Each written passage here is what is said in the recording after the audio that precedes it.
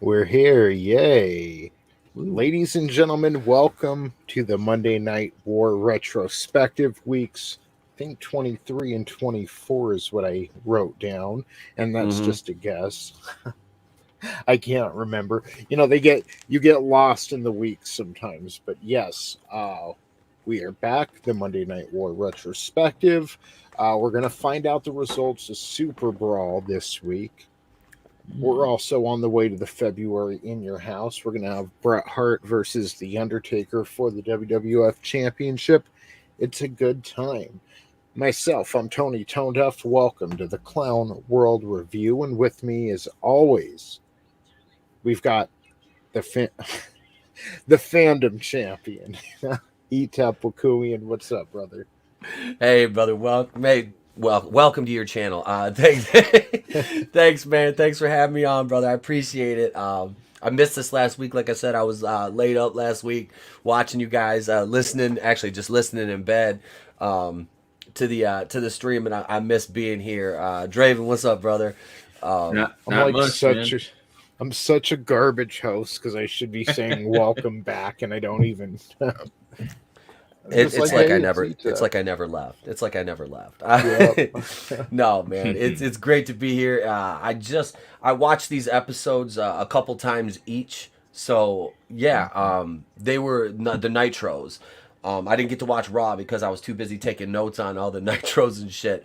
But this, you had some good matches, and yeah, we're fall right in between the pay-per-views. Super Brawl 6. Yes, yes. I thought it was later. I knew this was Brian Pillman's last month, and I knew he was like Oh Super Brawl, shit. but I thought Super Brawl was like towards the end of the month. I'm still not Mm-hmm. used to, we have two. Yeah. I've fallen out of the habit of having two major wrestling pay per views a month. So, yeah, they would have to go a little earlier sometimes because the competition would have that last weekend in the month or whatever. So, Pillman, dude, when we're talking about Nitro, Pillman kind of went off the rails during the tag match with Arn. Him and Arn versus Sullivan and Hugh Morris. Um, I'll wait to get to that. But yeah, man, being a worker, I'm like, that is a shoot. yes. That is a shoot. He is that they're working snug. So I'm looking forward to talking about that. Yeah, same here. And let me officially introduce the fandom vampire. This vampire doesn't sparkle. I don't sparkle, and apparently I don't sleep because I did a 24-hour stream the other day, and Yes, fucking it almost congrats. killed me. And Never I just again. I just want to add the stipulation in there. If you throw free compliments Raven's way, he will sparkle, but Oh, okay. takes more than daylight. That's all I'm saying. And what's Mhm. up, Parrothead? Thank you for joining us, brother. Hope you're Hey. doing well. Always good to see you. So I'm thinking we'll start with Nitro this week because we only have one Raw. The week of February 5th, and then they're actually preempted by the Westminster Dog Show. And, let me see if I can find the ratings on the Westminster Dog Show because I'm going to compare that to WCW Nitro and see if it was fucking worth it. Because how many? I thought there was only one Westminster Dog Show a year, and apparently there's fucking 7 because Raw keeps getting preempted. Mhm. I used to hate that stupid ass dog show. Oh my god. That was like the worst as a kid. Well, I was 16 here, so I was a teenager. And yeah, watching, you're getting ready to watch wrestling on Monday night, and it's like, all right, so we got Nitro over here, and it's like, I'm going to tape Raw. It's like, oh, wait, there's no Raw tonight. Wow, oh, dog show. Are you kidding me? Like, Mhm. to me, it seemed like the dumbest thing to preempt wrestling for was a fucking dog show. Didn't they do that for like the World Series and shit like that too? I'm trying to think. I don't know. I can't remember if they did for the World Series or not. Because the Hmm. World Series is usually on network TV, Yeah, not it yeah, wasn't on cable. yeah. Um, so they never really had to, um, for that. But yeah, that dog show thing was just bad. So our first Nitro is from Nothing on that the ratings. nothing for the Westminster ratings. Nope. We had what was it? February 5th, 96. That was from the Lakeland Center, in the Jenkins Arena in Lakeland, Florida. Yes, Lakeland is actually home of the Detroit Tigers spring training nice facility. But it had three dark matches on this first card, and dude, so you've got on your 3 dark matches, you open up with the U.S. title. Now, we haven't seen Devin Storm. If y'all know who Devin Storm is, later on he gets rebranded as Crowbar. Working Conan, who's our U.S. champion right now. Then you get Conan goes over on Devin Storm to retain the U.S. title. We have Bunkhouse Buck and Dick Slater versus they defeated the Barrio brothers. See, that's a dark match. I couldn't believe Bunkhouse Buck and Dick Slater were still employed with WCW at this point. Those guys were like quintessential 80s gimmicks. And then we had the TV title being defended in a dark match. Johnny B. Bad, of course, going over on DDP again, as those two's feud has been running for a couple months now. Yeah. And that leads into the first match, which I'll give WCW credit.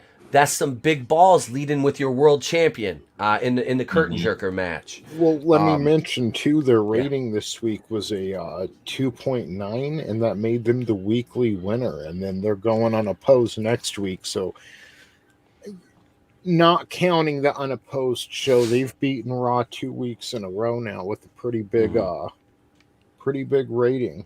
Nice. Chris Benoit starting off the night hot against Macho. That's a hot match too. Yes. And I tell you what, the probably one of the sickest things in this match was Benoit's suicide dive when he landed face first. Do you know what spot I'm talking about, Tony? Yeah, they call that the Widowmaker. The Widowmaker.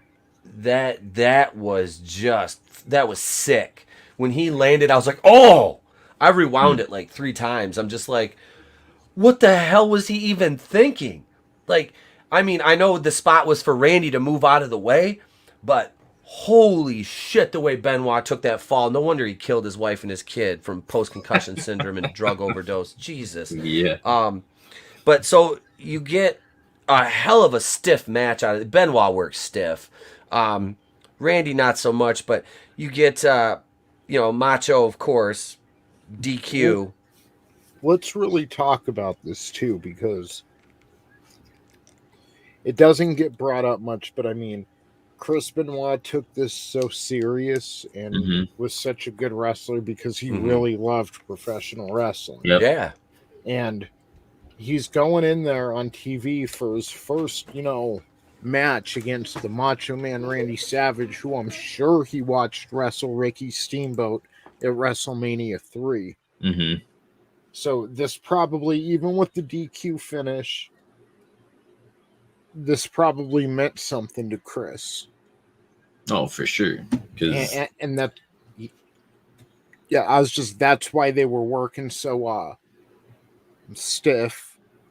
That's why they were really laying him in there, and that's why he was going all out on the headbutts to the fucking floor and everything. He wanted to bring that energy. He probably felt he had something to prove that night. Compared to like his matches lately with Eddie Guerrero, who they're peers, but Benoit had something to prove this night. And he brought it. I mean, and Savage is still working like with a torn tricep at this point. I mean, I don't remember a time. It was like probably another like year or so before Randy was actually healthy with that tricep injury. Yeah. But then you get. It's funny because Randy was coming down. I swear to God, one of the women that came down with him was Linda Hogan. If you look at the one blonde, I swear to God, it looks like Linda Hogan. Because he had Nancy Benoit, or Nancy Sullivan at that point, Deborah McMichael, Liz, who, well, that's a swerve we'll talk about later. But yeah, and I swear to God, the one blonde was Hogan's wife. But yeah, Flair, you know, of course, Flair attacked Randy, but Woman turns on Savage during this match and chokes him with the gimmick outside the ring. And of course, who runs in after the match is called Hulk Hogan. Old one-eyed Hogan. Yeah, and his eye. Yeah, it's still fucked up from getting skull fucked with Miss Elizabeth's heel. Wow. Yeah. Yeah, that was it was a solid match. Of course, it was a WCW fuck finish, but it was a solid match. What the hell you doing, fat boy? He looked so stupid, Hogan, running down last week to make the save, and he had the fucking big ass bandage on his eye and like the medical tape around his bald head, and he's making his Hulk Hogan expressions. Yep. It was so stupid. Trying to take the spotlight from Macho Man. Always. Yep. Oh my God. And yeah, Randy calls him out on it on the mic too. Yeah. One of these episodes. That's what I in the Las Vegas episode, and we spoke about that last week because the week before, the last time you were here, Nitro ended with Hogan like, well, if you win, I get a title shot. Yep. If you win, I get the first title shot. And that's how Nitro goes off the air. The Nitro comes on the air from Las Vegas. Macho Man's walking down the fucking ramp for his title match. And here comes Hogan chasing him. Now, remember, if you win this, I get a title. Like, dude. Back the fuck And then up. he wins the title, and Hogan gets on the mic. So it should be you and me, brother. Like, are they putting fucking OxyContin in the back of this thing? A little patch that fucking like, what is I it love with that. you and that fucking title, bro? Like, call him He's down. as bad as the British Bulldog. Yeah. Like he was. He did. I made the point last week. He was more of a heel doing this shit than he ever was as Hollywood. Yeah. When Macho's like, you're acting like you won this match. I won this match. You know? It was like, dude. Like, you act like you just won the Super Bowl. What's up, Brutal Morningwood? Hey, brother. Yeah, what's up, brother? But yeah, so that I mean, it was a Benoit. If you put that in a bubble and take all the bullshit out of it, Benoit and Savage worked a great fucking match. Yes. Those were two top tier workers, though. Randy got overshadowed a lot in his career by Hogan, and it was sad because it really detracted from somebody who was one of the greats, like could work circles around Hogan. And that's the thing is like there was moments where Hogan during his matches would do some chain and would look really good. You know, but it was few and far between because most of the time it was just, well, I'm going to do this, brother. I'm going to do the same thing I do every match, brother. You know, and I win. And if I don't win, I beat your ass after the match. Yep. And that brings us to the tag match with the Horsemen versus the Dungeon of Doom. Arn and Pillman versus Sullivan and Morris. And they set this up during the promo last week. The whole tough love thing with the belt. Yeah. Oh, yeah. But holy freaking shoot. Did Brian Pillman and Kevin Sullivan get into it? Like, you could see when Pillman was in with Bill DeMott, Hugh Morris was trying to maintain, some level of professionalism with him. Pillman was just, he would, like, it was painful to watch because as a worker, I'm like, he's legit, like, he's shooting on him right now. And Pillman would tag out, and Arn, you could see Arn when Pillman tagged him. Arn was like, Jesus fucking Christ, kid. Like, he was pissed. And then Arn, Pillman would come back in, and it'd be okay for a second. And then Sullivan came in, and Sullivan stretched him at one point. Like, he had him in a headlock, and he was gouging his eyes. I'm like, he's legit going at him right here. And you could tell when it was legit because them two, like, there was no, and there's a couple times where Sullivan, he got pissed because he'd have to wait for Pillman to do something. And I think this was because Pillman was so stoned out of his gourd. And I think he already had his accident at this point. So he was on all kinds of shit because he was coming out with the cane.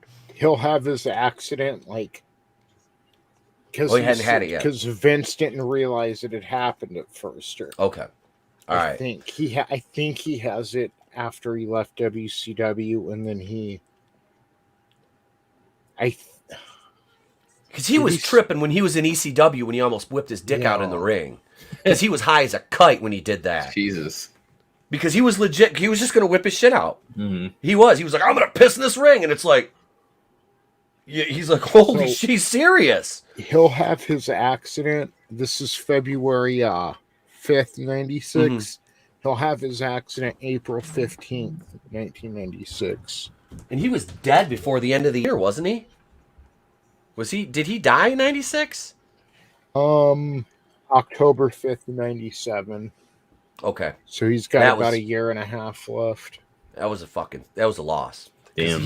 When he was straight, he could work. Pillman was I remember flying Brian in the Z-Man as Tom Zenk as a tag team. And this dude he had all the gifts. Pillman had all the tools. He had the body, he had the look. He had that voice which was from it was an accident, but he was so good. But yeah, at this point, it was just he was strung out. He was. Yeah. There was his. If you've seen the Dark Side of the Ring on him, it's a sad. And I'm explaining all this stuff to my wife, like, oh, this is and she's like, and she kind of knows the behind the scenes stuff because I filled her in. But no, this match like devolved into just chaos. And Paul Orndorff hitting Arn Anderson with a broom, like from behind the curtain.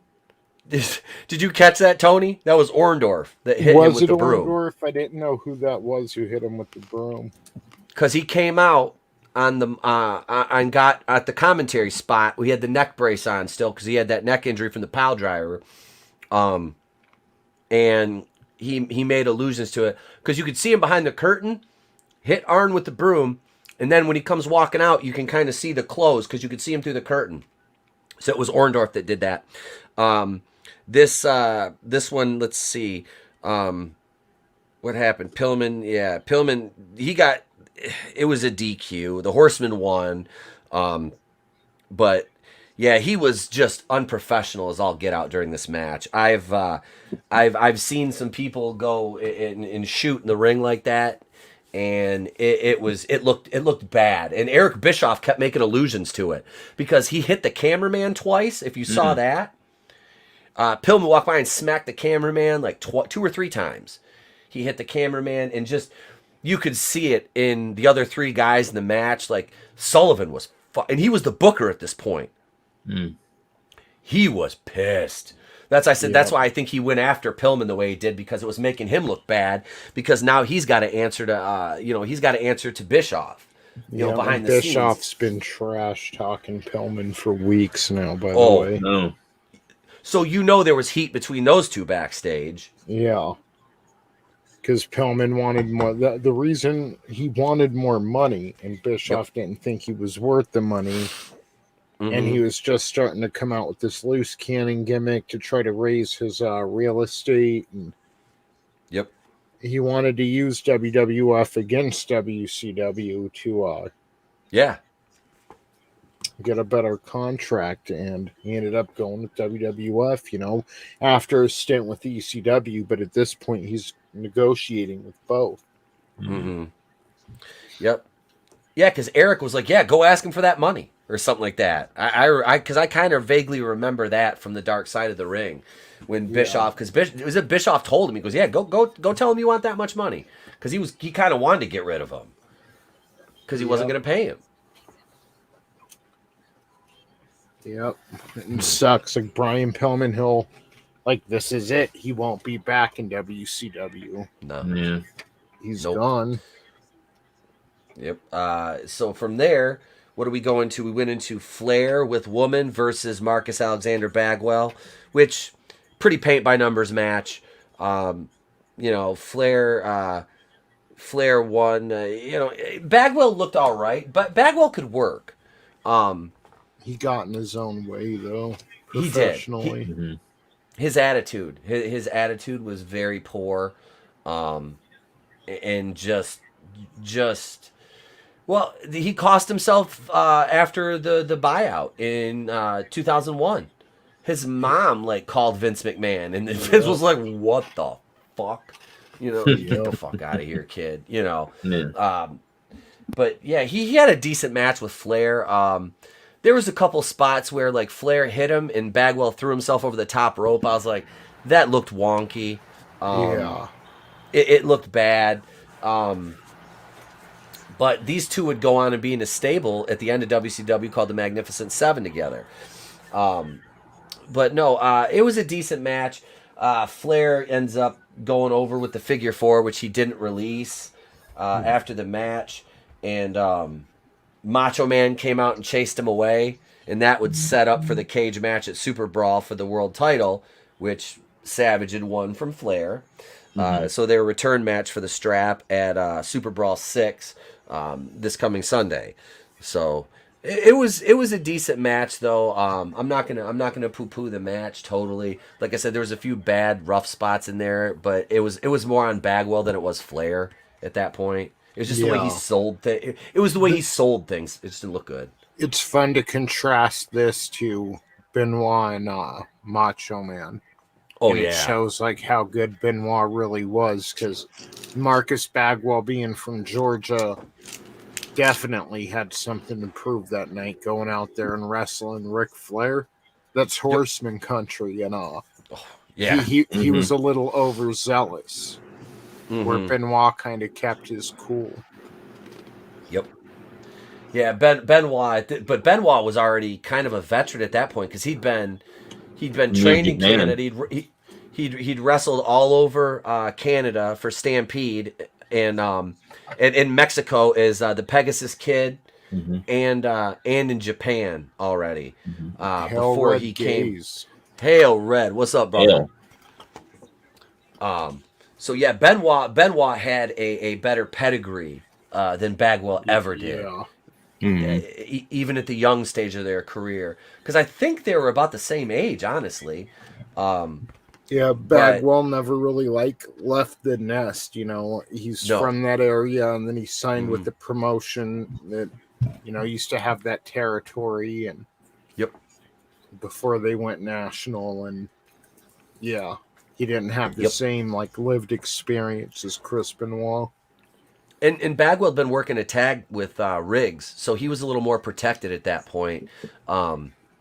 With the American males, sorry, that theme is so fucking bad. It's so bad, yeah. What a time to jump on. American males, don't stop. American males, my wife. We were watching the Riggs match with Loch Ness from the second Nitro, and she was like, "What the hell is that music?" I'm like, "That is if aliens wrote wrestling theme songs that they thought that wrestling fans wanted to hear." Right there, that's what that is. And you know what's really cool about these 25-year-old, 30-year-old wrestling shows? So Dr. Fauci was head of the NIH back then. So he was cooking up AIDS in a lab at that point. Yeah. Wow. And now I'm your Lord and Savior. You're welcome. Oh God. And the main so this main event from this shit breaks my heart, because I have been a Road Warriors fan since 1984. I love the Road Warriors. Yeah. Dude, that music, when that shit hit, when they would come out in Jim Crockett Promotions, my ass would be jumping up and down on the couch. I freaking love them. They were so vicious. Two of the stiffest workers in the ring. But God, they were so badass. I couldn't understand what they were saying on the mic during these shows. You want another match against Luger and Sting? I picked that up, but against who? They're like, we want the winner of Luger and Sting, and I think they were going to say those said it like pussies 3 the Harlem times. Heat. Yeah, something. I'm like, who? Yep, because and this match should have, by all means, the Road Warriors should have had the straps. They should have. They should have. It would have made more sense. Drawn out Luger and Sting arc that's still going on. Yeah, it's still going on to this day, I think. I don't know. Yeah. But so Luger and Sting are defending the tag straps against the Road Warriors. And it was a good match, but it comes down to Luger hitting Animal from behind with, it was like some kind of weight. Hits Animal in the back because Animal has a documented history of back problems. And the pin, Nick Patrick is outside the ring. He walks over to the apron. He's like, and that was it. I'm just like, it was the most disrespectful finish. And of course, Luger's all celebrating and Sting is like, what? He was a little, last week he didn't notice when Luger cheated, and this week he seemed a little more pissed off. Like he kind of realized something's going on here. Yeah. Who do you think was more wasted during that match? Do you think it was Hawk or you think it was Luger? Probably Hawk. Probably Hawk. I didn't, at first I didn't like the blue. I'd forgotten they wore the blue gimmick. It grew on me. I really, because I was used to the red and black, because I always wore the red and black in NWA. Yep. But I did like the blue. And they should have won the straps that match. But yeah, that set up. Yeah, the promo afterwards set up for a rematch with Luger and Sting, which I think happened at SuperBrawl, if I'm not mistaken. And that was basically the end of the show right there. Yeah. It was a good Nitro. It was unintelligible promo from the Road Warriors. I like them, but damn. What's up, another monster? Hey. What up, Thank buddy? you for joining us, bro. Yeah. Yeah, like, and then Mean Gene even said something afterwards, like, well, you heard it here. It's like, no, I didn't hear it here. No, we didn't hear it, Mean Gene. We tried. Mean, woo, Gene. Do I got to call the 900 number so you can fucking decipher what they said? Yes. Call the hotline. It's me, Mean Gene Okerlund. I'm going to sing Tutti Frutti. Oh, God. Oh, my God. Fucking Mean Gene. Yeah. He's one of those mustache guys. Like, he probably really enjoys his coffee. Yeah. Oh, yeah. I had to trim mine down, man. My mustache got so damn long I couldn't drink coffee without getting in my mustache. I'm like, all right, I'm trimming this. This is ridiculous. I feel like that's what I did. I was like, I feel like Gene Okerlund. I'm like, we got about the same fucking haircut. I swear to God. Stories of him in clubs. Good night, buddy. I thought he was going to grow out the sides just like him. So this is the only Raw is for this first week, February 5th. On the week of February 12th, Nitro, again, it's going to run unopposed because another Westminster dog show. So, yeah. And they're in Stockton, California again, and they pulled a rating of 2.7, which is the weekly loser, but still the overall audiences and ratings are going up. Like, The only thing that can make a dog show better is if it was a horse show. Now, I gotta forget your horse paste. Did you? Ivermectin's a no. Eat the boosters. I was gonna ask if you don't eat the boosters. When there isn't an extra Raw, do you end up watching the dog show anyway? If they should have the dog show in the place for that Raw that week. That would be hilarious. Right. We were just looking for the ratings for the 96 Westminster dog show so we can compare them to Nitro, but alas, people just didn't care enough to preserve that. Oh, those sons of bitches. All those dogs are dead, too. Yeah, fuck.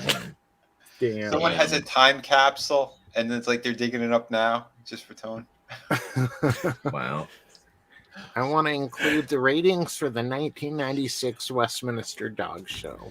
Hang on.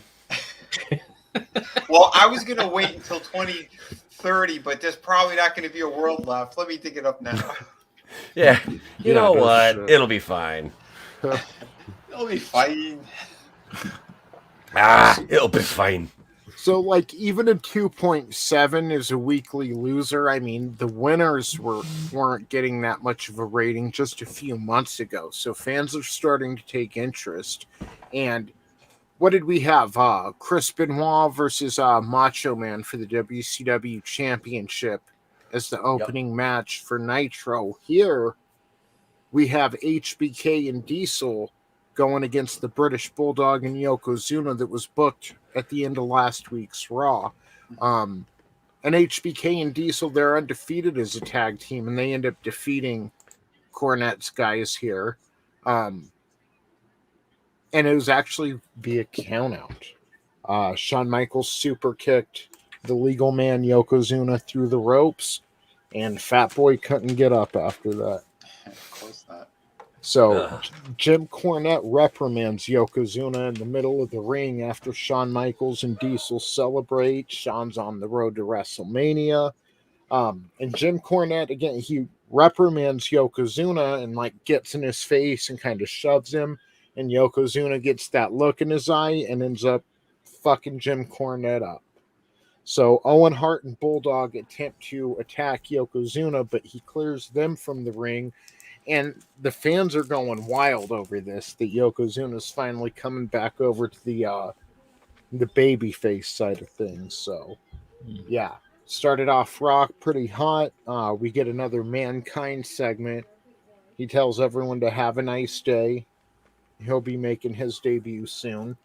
And then the 1-2-3 Kid defeats Hakushi with a double underhook suit. And this looked pretty vicious. A nice double underhook suplex off of the top rope.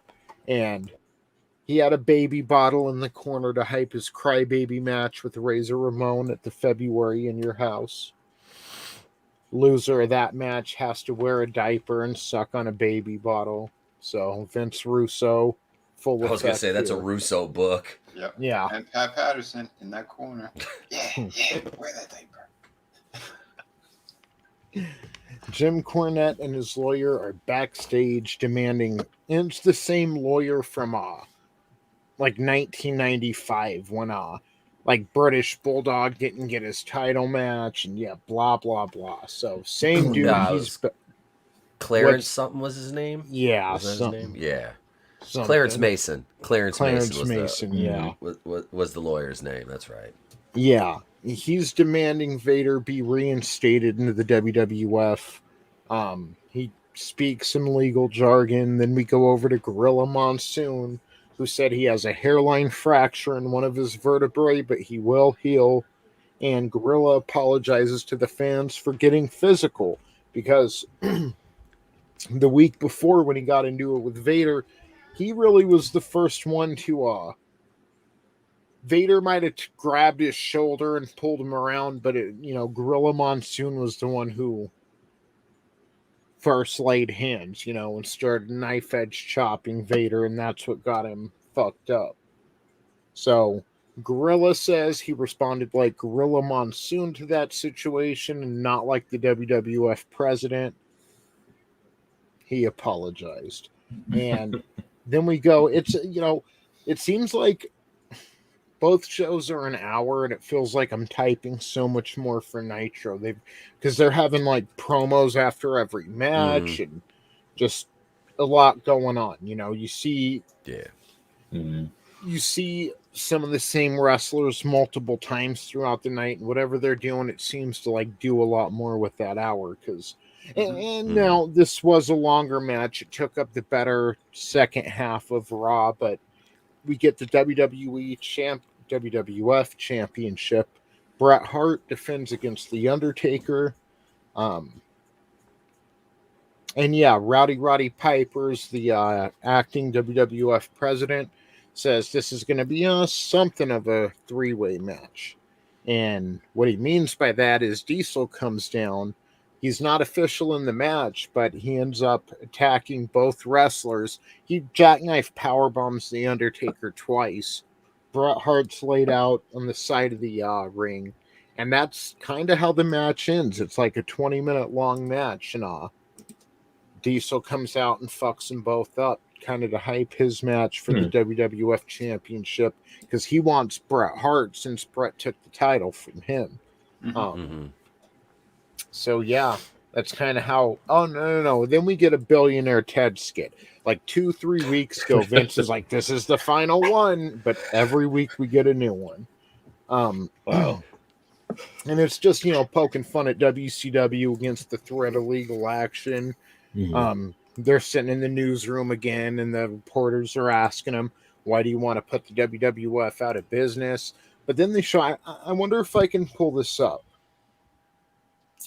WWF tries to take out a New York Times ad against WCW.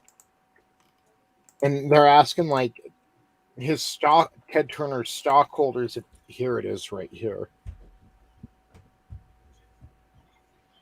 He's asking the stockholders in Turner's corporations if they've lost money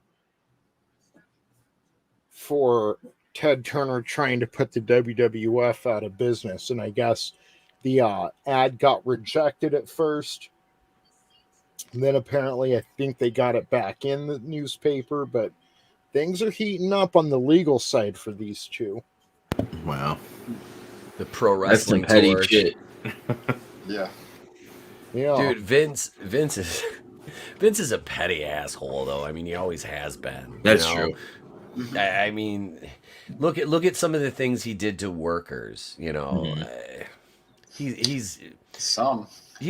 always insulated, insulated, but with a circle of yes men around him.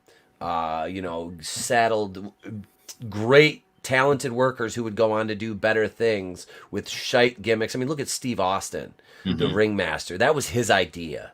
Wow. That was him. Yeah.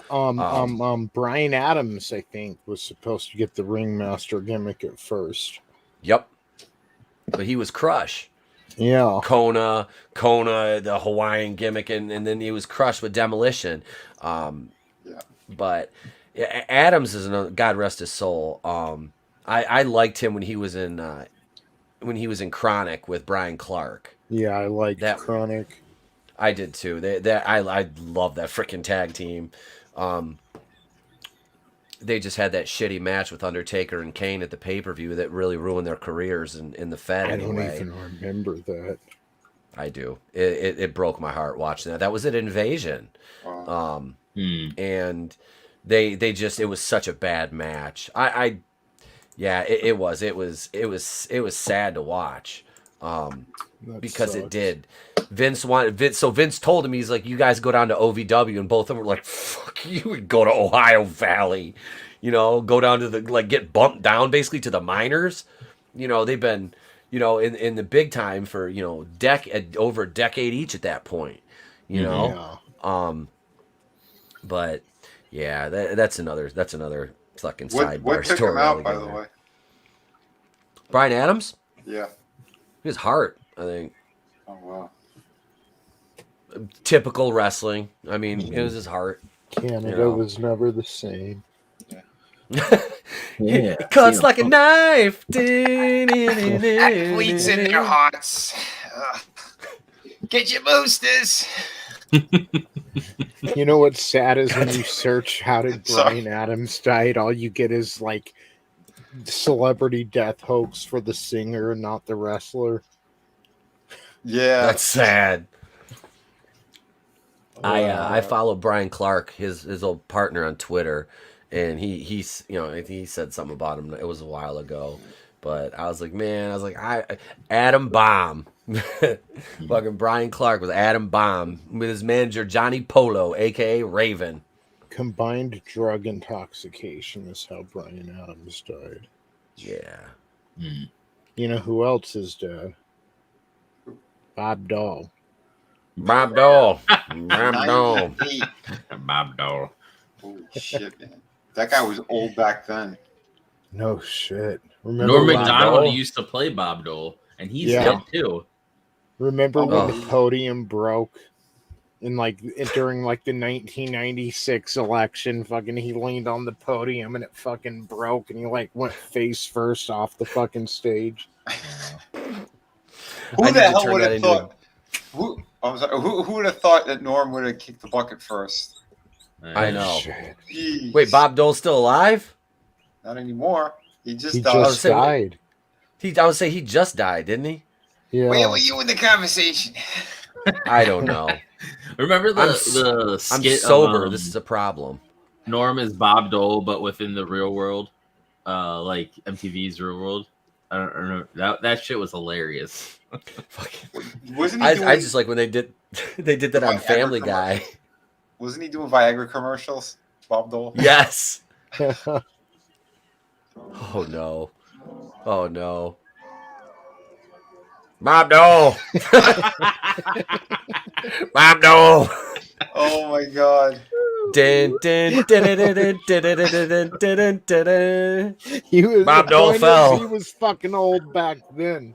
Yeah. So rest in peace, Bob Dole. Bob Dole Wow. fell. You Bob know, Dole got up. Bob So, Dole. somebody in the White House is like, "Hey, that's a great idea. Where's Brandon?" They're pushing Pop over the freaking. Well, Nancy, she got that ready. She got these gimmicks all set up all over the place. Because once There's they a get- trap. There's a trap door on the stage. Oh yeah, she's got one for him and one for the laughing hyena. One for heels up Harris. Yeah. Oh, God. She's- What's up, Johnny Cage? Good to Yeah. see you, Hey. man. Hey Johnny. Hey, Did Johnny. anyone? I saw this promo with CM Punk and this other guy who looks. Oh, wasn't the MJF? Miz? Yeah, MJF. That promo was freaking fire. Yeah, I saw Um, some of that. That was pretty yeah. good. My Yeah. friend said What that did to me. Punk say? He's like, for you to be a top guy, you have to wait for Tony Khan to have a daughter, her Yeah. grow up, and And and marry her. marry her, and that's how Yeah. you'd be a top guy. I was like, ooh. Yeah. Basically taking jabs at him and WWF at the same time. It was Yeah. great. Yep. You know when the musician is all strung out on heroin and fucked up and wants to kill themselves, they make the greatest music, but then once they clean up and get their Mhm. shit together and marry their high school sweetheart who was always there for them and everything goes good, their music just isn't as good. It's like the Mhm. suffering. That's CM Punk in AEW. He's happy, that was his appeal in WWF, is that he was fucking miserable. He had a chip on his shoulder, and he even addresses it in his promos. And was like, Yeah. "Well, I'm happy to be here," but it's not the, maybe once he Yeah. warms up or something, but it's not the same. He's a little too happy. Yeah.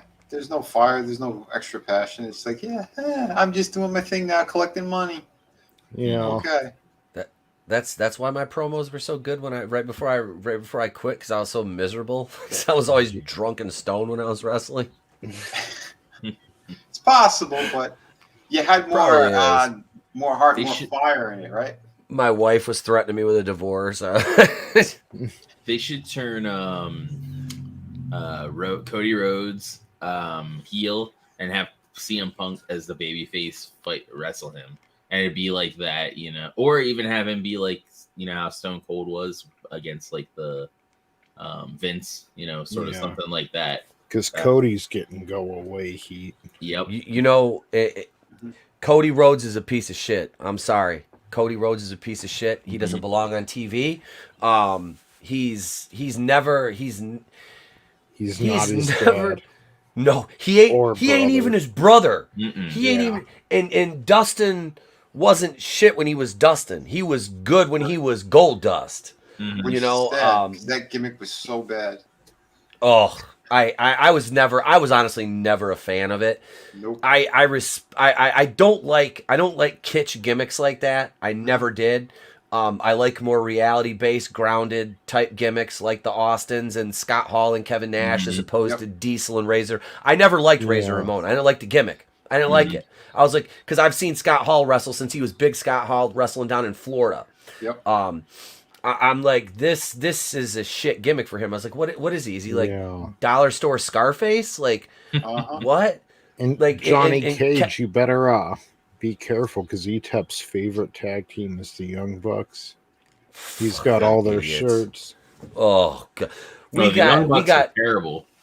I Fuck hate them. those fucking jotos. Adam I Cole, hate those Adam two. Cole should have came in as a babyface and not be a heel and even be associated with them because he gets babyface reactions from the crowd, not fucking heel reactions. Yeah, them two. Ugh, they're Learn just to read they're- a room. Mm-hmm. Yeah, there. Cody's wife is she's a charisma void. Both of them trying to be reality stars, and you ain't Triple H and Stephanie.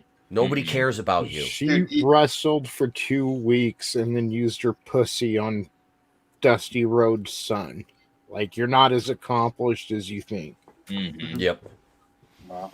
Yep. That's the if only he- thing I agree with Jim Cornette with is that them two are just garbage.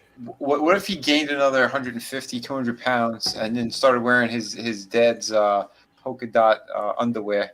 Would he be a little bit more like If he came out with Sweet and his wife Sweet. gained 100 pounds too, and she was like Sweet Sapphire, Yeah. and you just hear, he's just a common man, and he comes out shaking his big fat ass around with that old heifer of his. That I would. See? Look at that, man. They need to hire me.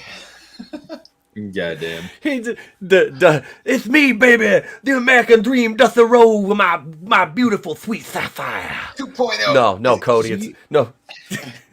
Cody Rhodes is like to Dusty Rhodes is like the perfect analogy for what's going on in Hollywood when J.J. Abrams gets a hold of a Star Wars script, or Right. like they expect a little something because of the brand, I guess, instead of Yep. you know, they're resting on their laurels. I get maybe is the phrase, but yeah. I don't want to poo-poo AEW, just Cody Rhodes, because I don't watch AEW. I'll catch highlights of it. I'll watch a It's match good. here or there. Yeah. Here and there. Like I But said, yeah, I know somebody who wrestles over there, and I've known her for like years. So, yeah, like I'm not gonna go hard on any of that stuff because again, I don't watch it either. Just I've seen highlights here and there. I'm behind on it right now. I was it's- current. It's still a better product than WWE. oh, Yeah. from everything I've seen outside of that Transformer they hired, Yeah. yeah, WW. Like I saw an ad for NXT. It looked like a commercial for a rave. I'm like, what the fuck is this Fruit Loop shit? Wait, if they got Like, Transformers over here, what do they have on NXT? Is it GoBots? It's GoBots. Definitely GoBots. No, I can't watch. It's painful. I can't watch wrestling, like new stuff. I can't do it. I'm just like, nope. You know, especially WWF. It's so stale. Like it was stale 10 years ago. Now it's just like it exists. Mm-hmm. Mm-hmm. And that's sad, man, because it's like I was always more of a NWA, WCW Crockett kid in the 80s, but I still love, the WWF because Wrestlemania and all that, I mean, but there was a certain charm to Starrcade as opposed to WrestleMania. You know what I mean? Like I liked the NWA presentation more because it looked grimy. It looked, it was, the arenas were dark, they were packed, they were smaller. It was, even as a kid, it was just like, dude, the crowds, it seemed more legitimate to me. Like when you see Magnum TA come out there and he's working Ric Flair, God bless before his accident happened, because Magnum TA would have been through the fucking stratosphere if he never would have gotten that motorcycle accident. But I mean, it was something about it. You know what I mean? It just drew you in. I don't even know who Darby Allin is. It drew you in more. I do. I don't even know who you are. He's with Sting in AEW. That's like his Sting is his mentor, and they're like protege basically. Yeah. Is Sting still wrestling? Yeah, Sting wrestles. They're like they do tag teams sometimes.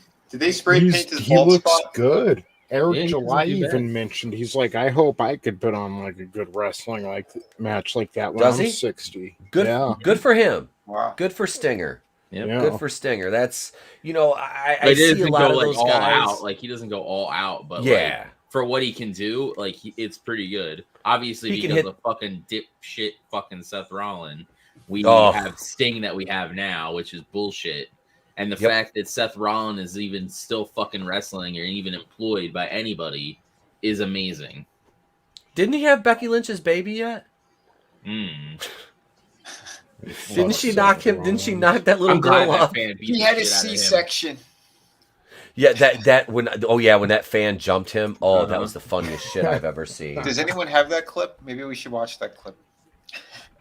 We can I can watch it find it. again. That was funny. It was freaking hilarious because he got his ass whooped, and then he's trying to act all hard after security comes out. I was like, no, bud, you got ass- handled. You got handled yeah. by a mark. He's not a big guy. In 2007, right before I got in, I met him at an indie show in Kalkaska. He was wrestling as Tyler Black, and he was in what was that? Ring of Honor at the time. Him and Jimmy Jacobs, who I think still writes for the Fed now, were a faction called Age of the Fall. And we went out. That was the show. The Sandman was there, so we went out after the show, and I hung out with him. He's a douchebag, like straight up. Like he was always a douchebag. Like he's not that big of a guy. I was only like maybe at that point like 205, 210, and he didn't look that much bigger than me in our pictures. Like our arms are about the same size. It's freaking hilarious. Like he's only like the biggest he's ever been is 230. I think he's not. He's on some gear. He's on some gear. You can tell. Course. But he's not that big of a guy, really. Size wise, he's tall. He's like my height. He's like 6'3". But he's not like a massive guy at all. But yeah, that fan put him on his ass. Look at him! Owie! Get him off! I have a bunch of Yeah, different. now angles you're on my tough. video. Now you're tough, motherfucker, when two refs have him down. Oh, you don't know how when he got speared? Did he get speared? Yeah, that dude speared the shit out of him. Yeah, I want to find a clip where he got I have speared. one. That's the first time I saw it from that vantage point. Did you Yeah, see I the never- brown spot too in his pants? Because he's got to go home now and listen to his wife make fun of him getting his ass beat by a mark. Right? She could have taken that guy out. Oh, I'll put money on that. I'll get in the ring with her. Yes. I'll just put See it, I'll put Draven. ring posts up on my bed. Well, that was the idea. And a cage. Bring down the cage. I got you. It's the same thing I say to every fetish hooker I have. I got you for 3 minutes, freak show. Let's see that clip, Draven. I love it, brother. That was great. I made a meme out of that from Macho Man as Bonesaw. It's like when you pay for the whole hour, but you know low key it's only gonna be it's not gonna go the full time. It's Macho Man going, I got you for 3 minutes, freak show. He was a little guy, wasn't he? Macho Man? Yeah, wasn't He he? was Like like 5'10"? Compared he to was- Hogan. Like, Yeah, he There looked we small go. because Hogan was like 6'8". Yeah, that guy was a beast. Oh, he was big. Hogan was big. Let me try sharing this again. See if everything went to shit when I tried to share. I don't know what the hell happened. Oh, yeah, it's all good, brother. Because I know, especially back then in the 80s, they would always fudge the numbers for a lot of their superstars to make them look. Oh, shit. yeah. Did I share audio? I don't think I shared audio. I'm boomering it. It's okay. You have a 60-year-old man up as your profile. That's true.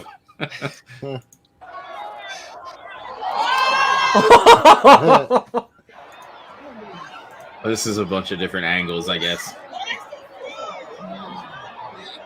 CSI Enhance Quadrant 4.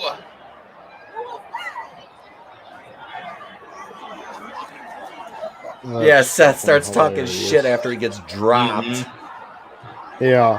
There's two refs holding the guy down. He's like, come on, tough guy. Like, yeah, fuck you, dude. Here it comes. This is beautiful. Boom! It went forward. Damn. Holy shit.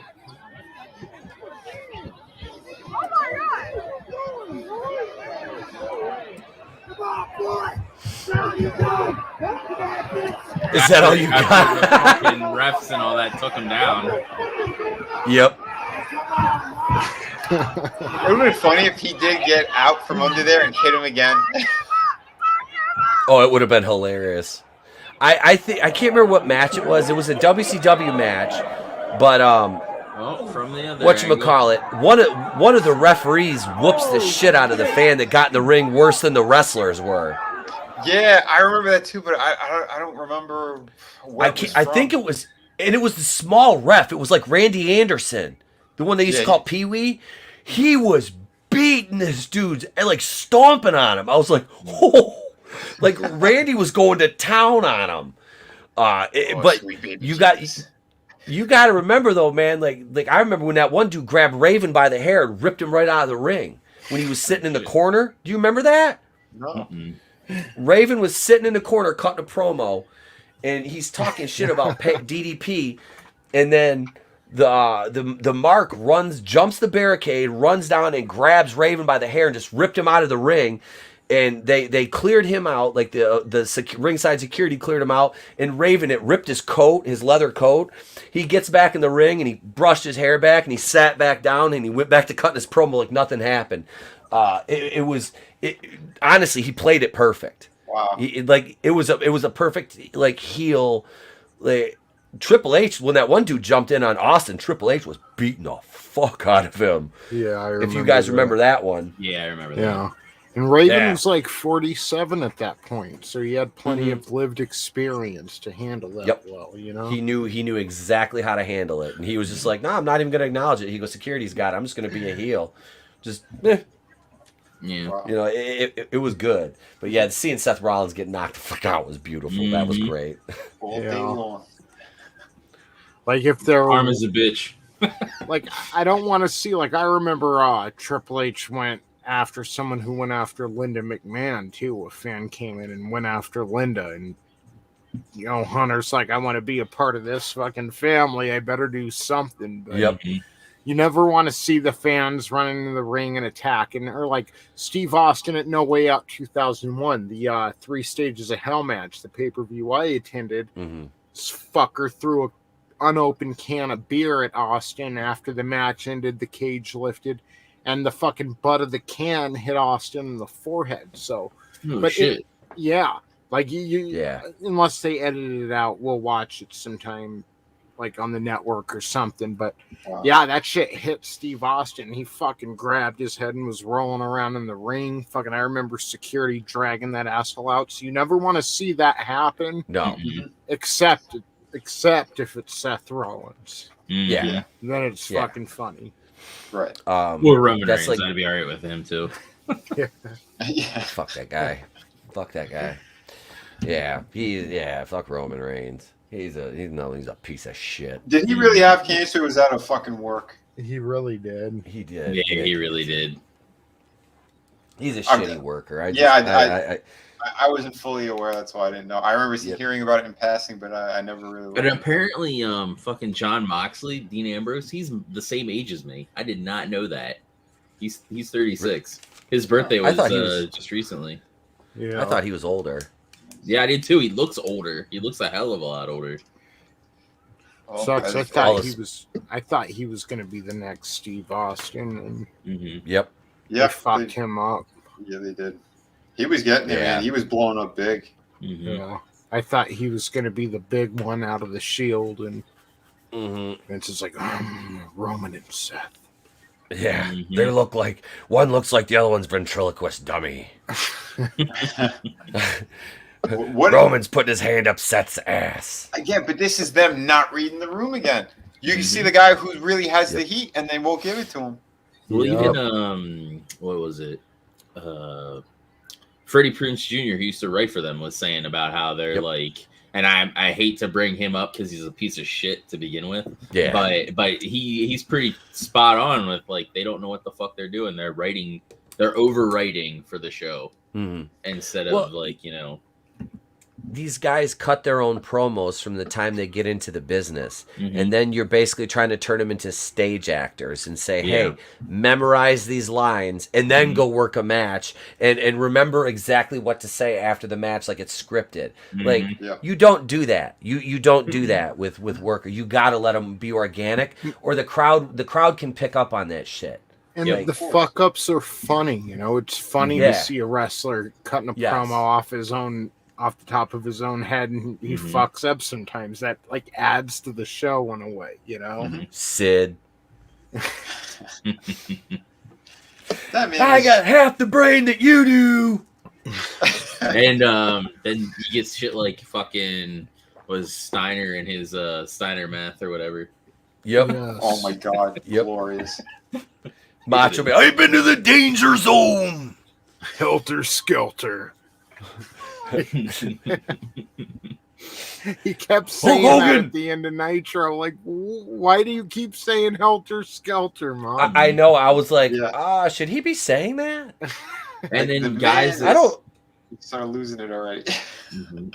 And then like guys that aren't necessarily good on the mic, you put them with managers that are good with the mic. Yep. Yeah. Yeah. Sort of like with the Undertaker and how he had Paul Bear or like Paul Heyman and shit like that. Right. Yeah. Damn you, Undertaker! Kane's my son. But I mean, it works. It's like if we heard Taker like doing his own promos all the time, I think it Mhm. would have Yep. hurt his character. He wouldn't have been as Definitely. good, lasted as long as he did. Because that little It- bit, it's just little moments when he did say a couple of things like, okay, like all right, Mhm. cool, get that mystery behind It worked. It worked better with him on the microphone when he was the American Badass gimmick. Like when he was doing that whole thing, you know, he could come out and say a few words. Okay, man, a few words. You know, more action. But yeah, Mhm. dude, putting Percy Pringle with him was absolutely brilliant. That was freaking brilliant.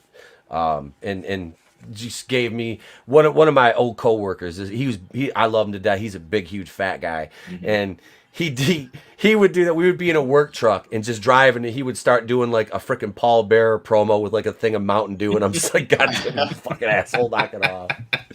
We get out of the truck, and he's like, Undertaker, rise to me. I'm like, I'm not the Undertaker. That's We're going on boat deliveries all stoned and shit, and he's sitting here cutting Percy Pringle promos. I'm like, God damn it, John. That is fantastic. Speaking of like impersonating people, I was at work and this guy came into the dryer office where we're at, and he sounded exactly like Herbert the Pervert. And I get these bright eyes, and the guy that's training me like looks at me. And he's like, "Oh God, something's going through your head." So he left, and I'm like, "Oh, that's a good popsicle you got there." And he just loses it, and freaking yeah. So like now, every time I'm in there with him, I'll do like the impersonation of it, and he like loses it. It's great That is funny. Get your fat ass in there. because he, I got a was whole talking and he had the freezer full whistle. of pop. and Get your Oh, the fat pop ass in there. Pickles. yeah, he'd like talk and have that whistle, and I'm like, oh my God, this guy is like fucking, and he's an older dude too, so it was like perfect. Come here, Chris. I got ice cream in the cooler. Slay on paper Get in there. Get in there deep, Chris. Get your fat ass in there. I said, come back here, you piggy son of a bitch. The dog. Come on, Jesse.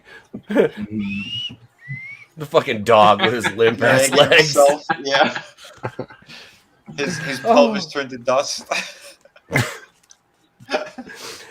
Speaking of pelvis is turning to dust, so we got another Nitro to talk about. Yeah. Oh, so let's see. We're February 12th, 1996, from the Florida State Fairgrounds in Tampa. Yes. And let's see. We start out with a return, kind of a return from last week. We had Randy, Macho Man Savage, but this is post SuperBrawl. Yeah, Let's go. You want to go through the results on SuperBrawl? Yeah, just like what the commentators went through at the beginning of the show. Like Ric Flair is now the 13-time WCW champion after what happened to Etep. Miss Elizabeth heel turned on him, literally. Yes, on Randy Savage. Yes. Yep. Heel turn on Macho Man. And that was that they really played, because weren't they going through the divorce at this point? And they really I don't know if they were. I can't remember if they were or not, but they really I think played it's that a up. little after, because Miss Elizabeth cuts a promo on Macho later tonight and says that before she took half, but last night at SuperBrawl she took everything. I was like, ooh, because I was like, and I was explaining that to my wife, what happened with her and Randy, because Hogan kind of broke their marriage up. Oh shit! He did. When she went to Florida, right? And wink, wink, nudge, nudge, was hanging out with Linda by the pool. Yeah. And then she got with Lex Luger, and that was a toxic relationship that led to her dying at 42. Jesus, which is fucking sad, because she was the first lady of wrestling. Oh yeah, Liz was. That was sad. But didn't they say though, like before you proposed to her in the ring at WWF at the time, that they were already on the outs at that point? Because that's what I understood. I remember. So they were married for like a few years or whatever before the WWF wedding and stuff. But they were like around the time of their I remember they said in the documentary, at the wedding they were actually having issues in real life. Oh, okay, yeah. Oh, so that's what it was. Yeah, man, it's fucked up. Dude, that business is horrible for relationships, marriages, and any if you want to live past 50, it's sad. It really is. Oof. But so anyway, we start out with Randy Savage and Hugh Morris. After, like I said, this is after he lost the title to Flair at SuperBrawl, and decent match. Coming off a pay-per-view the night before. Yeah. A cage match at that. Macho's pissed. He dropped 2 elbows on Hugh Morris. He could have beat him with the first one, and I liked that. I liked that he went up and did the second one, because Morris missed the no laughing matter, and then Savage hit the elbows, and then he wants his rematch versus Flair next Monday night. Now the only problem is the next match has the exact same finish, except for, I guess it's the heel going over. Loch Ness Monster had debuted at the pay-per-view the night before. What a fucking waste. Yeah. He faces Scotty Riggs, and he does the same thing. I don't even know what to call it besides a fat splash. He jumps, lands on his side on your fucking face with, like, his biggest fold. Yep. That's legit what it was. Yeah, and he did it twice, just like Macho Man did his finisher twice. Loch Ness fucking hit Scotty Riggs once and then said, nope, that ain't enough, and did it again for the win. I think it's called the Fupa Splash. This dude splash. I looked him up, the Loch Ness guy. He was actually from England. Oh, Jesus. Yeah, let's see. Hang on. He was billed at 6 foot. It was Giant Haystacks was what he was more widely known as. He was billed at 6'11", 685 pounds. He was born October 10th, 1947. He died in November 29th of 1998. I could see why he is huge. Yeah, and my Erica was watching this with me. We were watching Nitro during dinner, and which is rare because she fucking hates wrestling. She sat there and humored. She's not feeling good, so she was like, "I'll just humor you and let you fucking leave this shit on." So I'm watching it, and I start complaining because I wrestled when I was in IWE.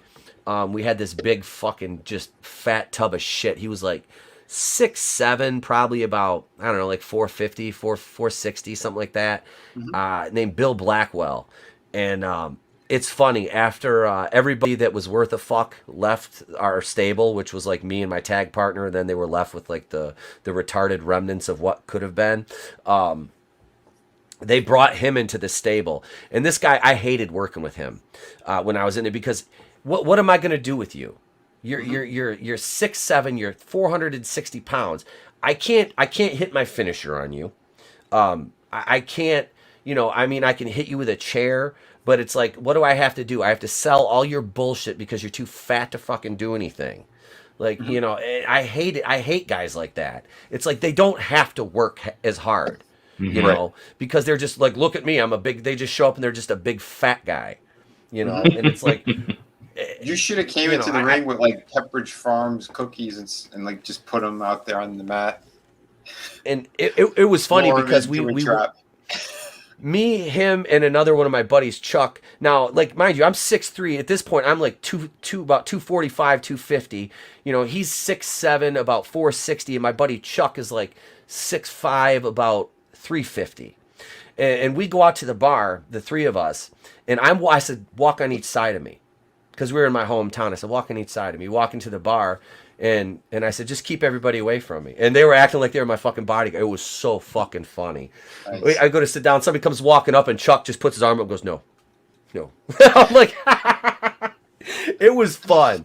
It was fun. I'm like, who the fuck? Get him away from me, But yeah, everyone's looking at me like, who the fuck is this? This guy's got these two monsters, like, keeping people away from him. I'm like, this would have been a lot more fun if I was single. But no, it was fun. We had a good time with it. But no, I hated working with those guys because they couldn't move. They couldn't do anything. It's like, what are you going to do with a guy like that? And yeah, I thought he broke Scotty Riggs' legs the first time he like landed on him. Yes. Did you see that? I'm like, oh. And then he went and he did those two big stupid elbows. I'm like, so you're no-selling Savage's elbows, basically, is what you're doing, fat boy. That's what he did. That's what he did. You just know. So that's it is. It's I would hate that. If I was Macho Man, I would have probably said something to him backstage. I would have. I'm sure he would have. Macho Man, he didn't hold his tongue when people did shit like that. Mm-hmm. No, and I wouldn't have cared, like, because this guy was in the business for a long time. Mm-hmm. He was pretty well known overseas. But it's like I wouldn't have cared. I would have been like, dude, what the fuck are you doing? Like, you're making me look bad with this dumb. Like, do one fat guy splash and just end it. Like, it was just stupid. It was a stupid match. And it was the same finish back to back, which WCW is kind of notorious for. Yeah. At least towards their later years. And after that match, though, we get the Flair promo with the stretcher with Elizabeth and Woman and Mean Gene. Yeah. He comes out. Okay, so Elizabeth and Woman roll out a gurney, and then Flair pops out from under the sheet. He celebrates his new relationship with the women, his 13th title run, and it's announced that next week he'll defend the title against Randy Savage. Then he gives the mic to Miss Elizabeth, and yeah, she's exactly what she said. For 7 years, she had to follow Randy around, and she was never allowed to open her mouth, never allowed to do anything. So she took half, but that was before. Last night at SuperBrawl, she took everything. So that it was a good promo for Miss Elizabeth. Yeah. It was when they gave her the mic, she was good. She was good.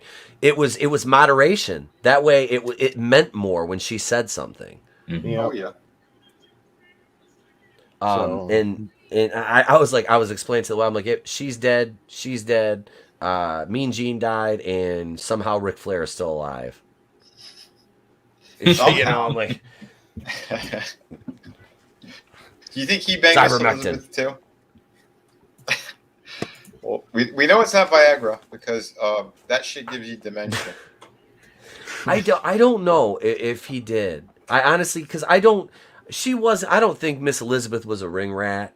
Not a sunny ring rat. You know, she hooked up with Lex Luger, but which blows my mind. Like, he was like, okay, from the neck down, yeah, but the dude was like, he had the dumbest face. Like, his face was so stupid looking. Goofy as like, fuck. Yeah, and you know he had to be. Well, the reason he probably beat on her was because he was pissed because his dick didn't work from all that juice.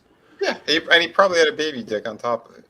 Oh, absolutely. I'll guarantee he did. That motherfucker, the total package. Yeah, any guy who that line too. And any guy who hits a woman has a fucking baby dick. Yep. Mm-hmm. So after that promo, we go into the U.S. title match, which was a dark match the week before between Conan, who is actually, I love how they just called him like the Mexican champion. Like there's only one promotion in all of Mexico. I'm like, what is it? Is it AAA? Is it AAA? Is it Super Astros? Like, you know, which one is it? But so he was a Mexican heavyweight champion, but they didn't want to no-sell the U.S. title either. So I understand that, you know. But are we going to talk about his ass tassels? Oh, that outfit he wore at first. Like I can understand tassels. why he went fucking vato loco, you know, later and became gangster because it was way better than. Well, I'll take the ass tassels over Max Moon. Yeah. Yeah. But his outfit, what was up with that mask too? Like the colored electrical tape mask he had. Yeah, no shit. and Dangerous Devin Storm. He holy shit, dude. That's Crowbar. Yeah. But he came into, was it Crowbar that came into AEW recently with the Blue Meanie, I think? Oh, Blue Meanie was over there? Yeah. I think it was Crowbar and Blue Meanie. Him and fucking Supernova doing the dance. I used to love that when they'd come out in ECW to let me clear my throat. And Fat Meanie and Supernova would dance. Supernova, if you don't know, is Simon Dean, if you guys remember Simon Dean. Yeah, he went up against Joseph Janela and Crowbar. They had like a match, and then Janela was going to go back to the ring because he's like, fuck this. And then Blue Meanie shows up and fucking chases him back down to the ring. Okay, so the Conan match with Devin Storm. Conan could work, but I noticed a lot of the two of them waiting on each other during this match for moves and shit, which really no-sold a lot of his talents to me. It didn't come across well. Devin Storm was very green at this point. He was, and I don't just mean that because his neon green outfit, the black and green he had on, but he was green. Conan was way more accomplished and should have been able to carry the match better. Because there was a lot of spots in the corner where you could see him talking, like he'd pull him in and it's like pull him back in. I'm like, dude, you're killing it. You're killing your momentum right now. Cause it doesn't look good. The finish to that, oof, I thought somebody was going to get their neck broke. That because Devin was going for the Frankensteiner, and Conan reversed it into like a power bomb and then a roll up, and I was like, oh god, he broke his fucking neck. Like, it's crazy. WCW would put some pretty green. I mean, Goldberg was green. Yeah. Yeah. That's why he wrestled 100 jobbers in a row, because those guys were, every one of those guys, Rick Fuller, Jerry Lynn, Mike Enos, Wayne Bloom, all of them could outwork Goldberg. If you just put him in a straight up, like, let him work a match instead of like Goldberg squashing everybody, they could have outworked him, because all those guys, like Mike Enos and Wayne Bloom, were like tag team of the year in 1988. They were the Minneapolis Wrecking Crew. But yeah, Storm was very fucking green at this point. The match was, Conan was a good worker. he got out of shape later on. Like when he was NWO, he got a little bit fat because he was in good shape here. They were He was getting wearing paid. trunks. He could eat. What's that? He could eat. They were getting paid. Yeah, he wouldn't eat just red beans and rice every night. But but no, he could work at this point. When he was in the ring with the right person. But yeah, Devin Storm was just green as fuck here. Then we go to the main event: Arn Anderson with woman versus Hulk Hogan. Who's still got a messed up eye. His eye patch, brother. He's wearing an eye patch. No, he's had it taped up. He just had a little tape. He should have worn an eye patch. It would have been cooler. Pirate bro. He would have looked like Pierre Owlette. Mm-hmm. Y'all remember Pierre stealing Bret Hart sunglasses? Yep. Like, what the hell you need sunglasses for? You got one eye. He looks like the guy from Dennis Hopper in Waterworld. Yeah, he did. Oh my God, Tom! Did you guys send that Bret Hart? Benjamin Franklin. Yeah. Oh, I seen that. That was hilarious. I said that's what happens when you take one Goldberg super kick. Yeah. The funny thing is, there was this lady that worked at my last job, and we used to call her Benjamin Franklin because she looked just like Benjamin Franklin. She had like the gray hair, the high forehead, everything. We were just like, oh, looks like here's Ben, good old Ben coming here. Oh God. So yeah, another riveting Hogan main event. And it ends when so Arn Anderson defeats Hogan, which was actually pretty refreshing to see. Woman threw powder into Hogan's already skull-fucked eyes. And then Anderson gets Ric Flair's world title and fucking smashes him upside his head with it. Pins him 1, 2, 3. Yep. Of course, if you pin Hulk Hogan, you can't get out of the ring without him kicking your ass. So that's what happens.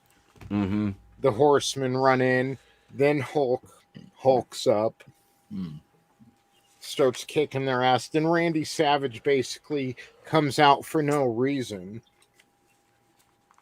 Like, what's the fucking point? Hold on. Skelter. Yeah. So they clear the Horsemen out of the ring. Flair runs over to the commentator's booth, steals Bischoff's headset, says Hogan got his ass kicked again. The Horsemen have the belts. The Horsemen have the girls.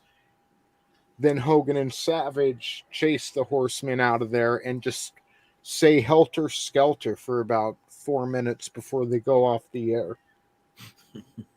No idea what they meant. Helter skelter. Did somebody carve that onto his tombstone? The cream always rises to the top. Oh yeah, cup of coffee. The cream always rises to the top. Oh yeah. It's always so good. That's about all the Macho Man I can do with my voice right now. Yeah, don't mess it up any worse right now. Mm-hmm. Yeah. I know. Drink your juice. Drink your juice, Billy. Take your whole space. Yes, Robert Loggia. It's a shame we would get a copyright strike, or we could watch some old promos. That would always be like some of the real fucked up ones, you know. Mm-hmm. What was it? The Anything by Road Mike Warriors, Adler. where they talk about graping. What was it graping? Who were they talking against? I forget. Oh God. I know what you're talking about, Draven. I can't remember who it was though, because it was you're watching it now, going, "Oh Jesus Christ, did they really say that?" Yeah. And you're like, "Yeah, they did. They did." Wait, there was something worse than Hogan, Booker T, and Vince? Yeah. Yeah, they talk about graping Ric Flair. Mhm. Wow. Yep. Jesus, I miss the old days. Holy shit. Vince just said that. What did he say on Raw? He said someone was being verbally raped. Who was it? Just on one of these, like this past Raw too. I was like, Jesus, like the things they could say back then, you know. Mhm. And I like it. I don't have a problem with it. We were all adults back then, even though we were kids. Yeah. Fucking why, you know, we should be able to say verbally raped on TV today, but you can't even say that in a movie, I'm sure. Yeah. Yeah. We can't Can't even even say that on YouTube. Yeah. No. At least in the context Vince used it in. Yeah. Yeah. I still love that Whitest Kids You Know skit with the juice commercial, and there's all the executives, and they're talking about, you know, yeah, that shit's hilarious. I don't know if I saw that. Yeah. Whitest Kids You Know. Yeah, it's like a skit show, and then they do one where they're talking about grape juice, and they're like saying about it's a burst of flavor in your mouth and stuff like that, and it's very like, and the one guy's like, don't you see it? And everybody's like, no, it's fine, it's fine. Oh shit. That's funny. So I have this. I don't know how great this article is, but I pulled it up. I wanted to take a look at it here. And it's on the Bleacher Report, written May 29th, 2009, from Matthew Maloney. The Decline of Professional Wrestling, 2001 till question mark. So, almost a decade to the day, a spotty but animated version of myself was sitting outside on a wall with similarly enthusiastic pro wrestling fans talking about what would be the ultimate WCW versus WWF supercard. Sting versus The Rock. Goldberg versus Stone Cold. Undertaker versus Kevin Nash. Mankind versus Macho Man. That's how we spent that summer of 1999. I always thought Flair versus The Rock, but that's how we spent that summer of 1999 talking about wrestling, looking forward to wrestling, and just plain worshiping wrestling. We had the sticker albums, the magazines, and the toy figures to go with it. We were the bomb. Then dark clouds appeared on the WCW horizon. Being a 13-year-old kid, I didn't know who Vince Russo was. Things started to not make sense anymore to my fragile mind. Who are the powers that be? Why is David Arquette world champion? Why is a cab driver with a baseball holding the world title? Why is Jeff Jarrett, a man beaten by a woman with gender issues, champion of WCW? Can't even say that these days. Why are Russo and Hogan arguing in the ring and totally breaking kayfabe? The list went on, and I found myself turning to or just preferring the WWF more and more. By the time Shane McMahon announced that he was the owner of WCW, I had completely lost interest in WCW. The Monday Night Wars were clearly over, but they ended a long time ago for me. But wrestling was still exciting to watch every week. The Stephanie Triple H Kurt Angle love triangle was brilliant. There was Cactus Jack's continuous attempts to get the world title or die trying. The Rock and Chris Jericho and slagging matches. Some memories.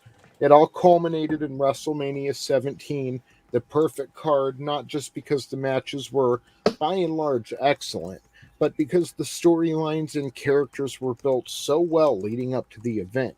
I cared about every single one of the results on the card. I was delighted to see my favorite wrestler at the time, Kane, win the hardcore title. Then the invasion. It couldn't get much better than this, I thought. Finally, the supercard dream was going to come true. Yes, I thought my head was going to explode when ECW jumped into the mix. This is what a decade of wrestling history had been leading up to, but it totally sucked. They blew it really, really big time. DDP was a stalker who wanted some of Taker's wife, even though his own girl was a Playboy model. Booker T was a chump who kept staring into his own hand. Buff Bagwell, the less said the better. Then Stone Cold became the leader of the alliance. Cue great comedy moments with Angle, but an effective end to the alliance as an on-screen threat. Wrestling never recovered. And I think I can agree with. I can agree with Definitely. I say it's when fans waited a year for the hottest wrestler in the world because The Rock wasn't on Austin's level. I'm sorry, but he wasn't. No. Steve Austin got put out of action. Yep. When they brought him back, they had, first off, they put him in that lame feud with Rikishi. Like, we waited a year to see him come back and feud with Rikishi, you know, but okay, a little warm up, I get it. And then I did it for The Rock. Yeah. That's one of my favorite promos of The Rock. I did it for The Rock. And this was all Triple H's backstage politics. Yep. The Rikishi Stone Cold angle turns into the reveal that it was Triple H behind it. Triple H beat the ever-loving fuck out of Steve Austin at the end of like every single fucking Raw. Steve Austin was busted open, bloodied, fucked up. And again, I went to No Way Out 2001 where Steve Austin and Triple H would culminate in a 3 stages of hell match. This is where Austin would finally come back. He won the Royal Rumble. He was headed to WrestleMania, but he had to deal with this Triple H thing and then go into WrestleMania strong, win the title, and Stone Cold is back after so long waiting for him. What we got was Triple H defeating Austin after months of him bloodying Austin and beating his fucking ass all over the ring. Triple H wins that feud clean. A month later, Steve Austin goes into the ring against The Rock at WrestleMania and turns heel and hugs Vince McMahon. That's where it's fucking started ending for me. Wow, I'm glad I never saw that. Yeah, I've never seen that. I want to say Unforgiven when Kane and Shane McMahon fought. That was like around the time when I stopped watching. Yeah. I fucking hated Shane McMahon being in matches at WrestleMania. He was That's it. You're right, Tony. He was stealing the spotlight from guys that actually deserved it and worked for it 365 days a year because he's an entitled little prick. And you know. I thought he was good on a couple of things because, again, sacrificing his body like he did. Yeah. He did some crazy shit. But yet, don't put him in those matches like that because you're right. He did take away from everybody else. Here's the difference. A bunch of these people, a bunch of these wrestlers who are forced to work day in and day out, they're away from their families most of the year. They could take those risks too if they could take 3 months off after that. Yep. Yeah. Very true. So it's like, yeah, he'd do those spots, but most of the people on the card could do that spot if they didn't have to work tomorrow. So I don't know. People worked years to get to that position, then they're bumped off the card because Shane's having a match. I want to get my boy in there before Patterson touches him.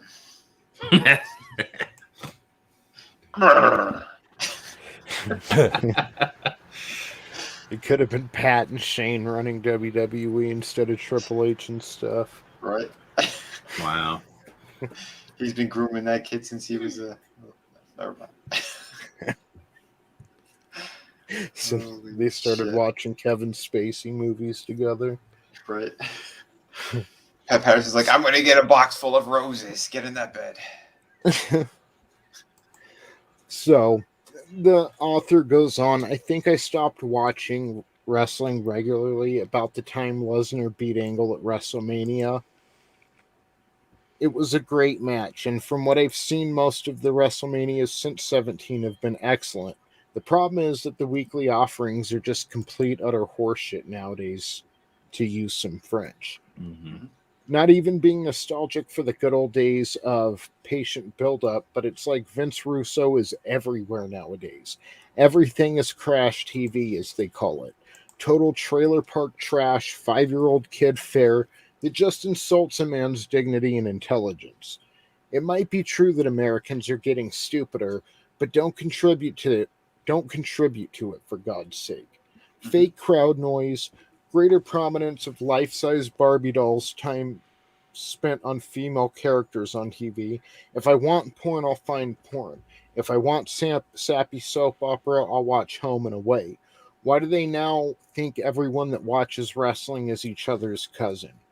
Didn't they realize wrestling was getting over in the mainstream when they came calling for The Rock in Hollywood?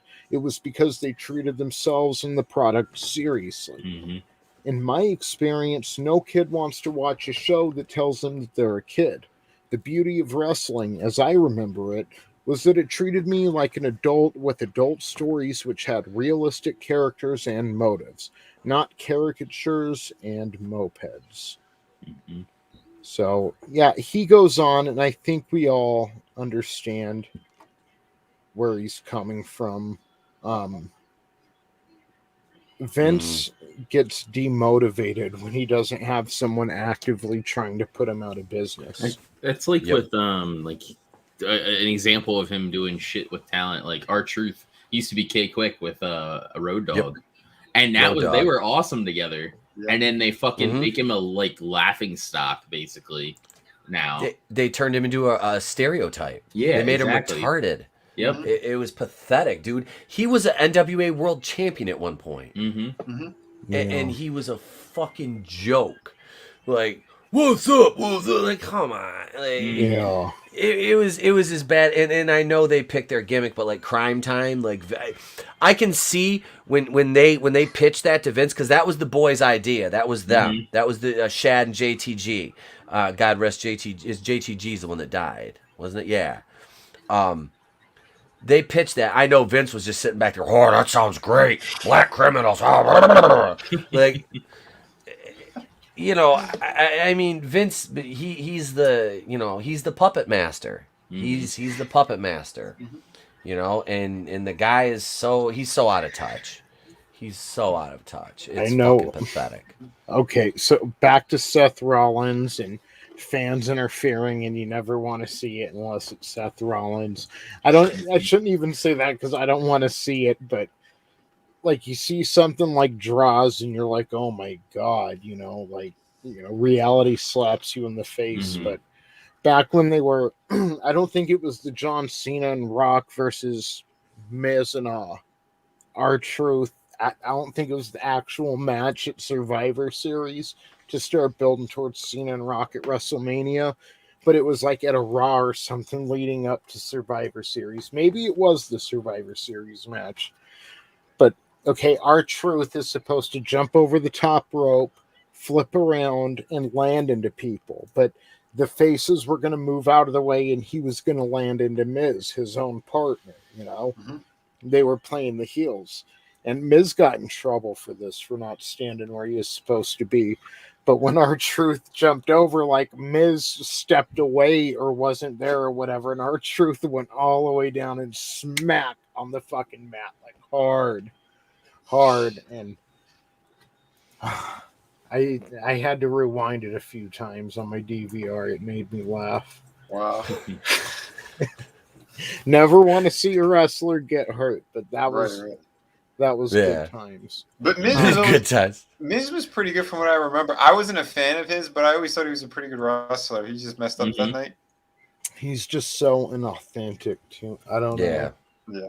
He's got the same problem Cody Rhodes has. I like the Miz just because of his story and stuff, just because he was just a regular dude and he kind of, who became an MTV actor. Made the dream happen or whatever. So that I don't know. That's why I like him. He was like an actor first and was saying on the real world and was saying he wanted to be on WWE. So that was kind of a, way in. Yeah. Yep. He just seems like, now he's probably more talented than Cody. Yeah. And I'll give him that. But he's got the same, like, authenticity problem that Cody has. Oh, I agree. Like, that was some of my favorite. Talk about a jaded CM Punk. That was some of my favorite material when he would go after Miz. Well, that's like John Morrison. Like, they made him a laughing stock and have his, like, Miz as like sidekick or whatever. Yeah, there for a while. He's literally a cuck. Mm-hmm. John Morrison. Yeah, Batista did that to him, and Batista's a bigger cuck than he is. Yeah. But they cut him recently too. Morrison? Yeah, they cut him. So I remember when the he was shaman. Johnny Nitro. yeah. Oh yeah, Joey Mercury and Johnny Nitro. Yeah. Eminem. One of the 80 people that they cut this year. Yeah. Yeah, they released half their roster, it seems like. Yeah. Slim They gonna fold roster. up or what? They're doing it for efficiency because they're getting a lot of money from TV deals and shit. That's basically Mm-hmm. where a lot of their money's coming from now. But they're making it, but they brought this new guy in, whatever Khan, and he's kind of making cuts. He's trimming the fat, which it's got to kind of suck because that means the wrestlers who are there are going to have to work that much more. Have that. If they need some time off or if they need this or that, there's no one there to. Well, maybe they're gonna have to actually build the wrestlers that they fucking have. Yeah. God forbid. I know. Instead of just relying on fucking 2 or 3 top superstars, Right. On the roster to carry everything. Right. Do they even And have superstars? barely carrying it at that. You know what I mean? Who has the belt right now over there? Rollins. Or not Rollins, Reigns. Roman Reigns, yeah. Go figure.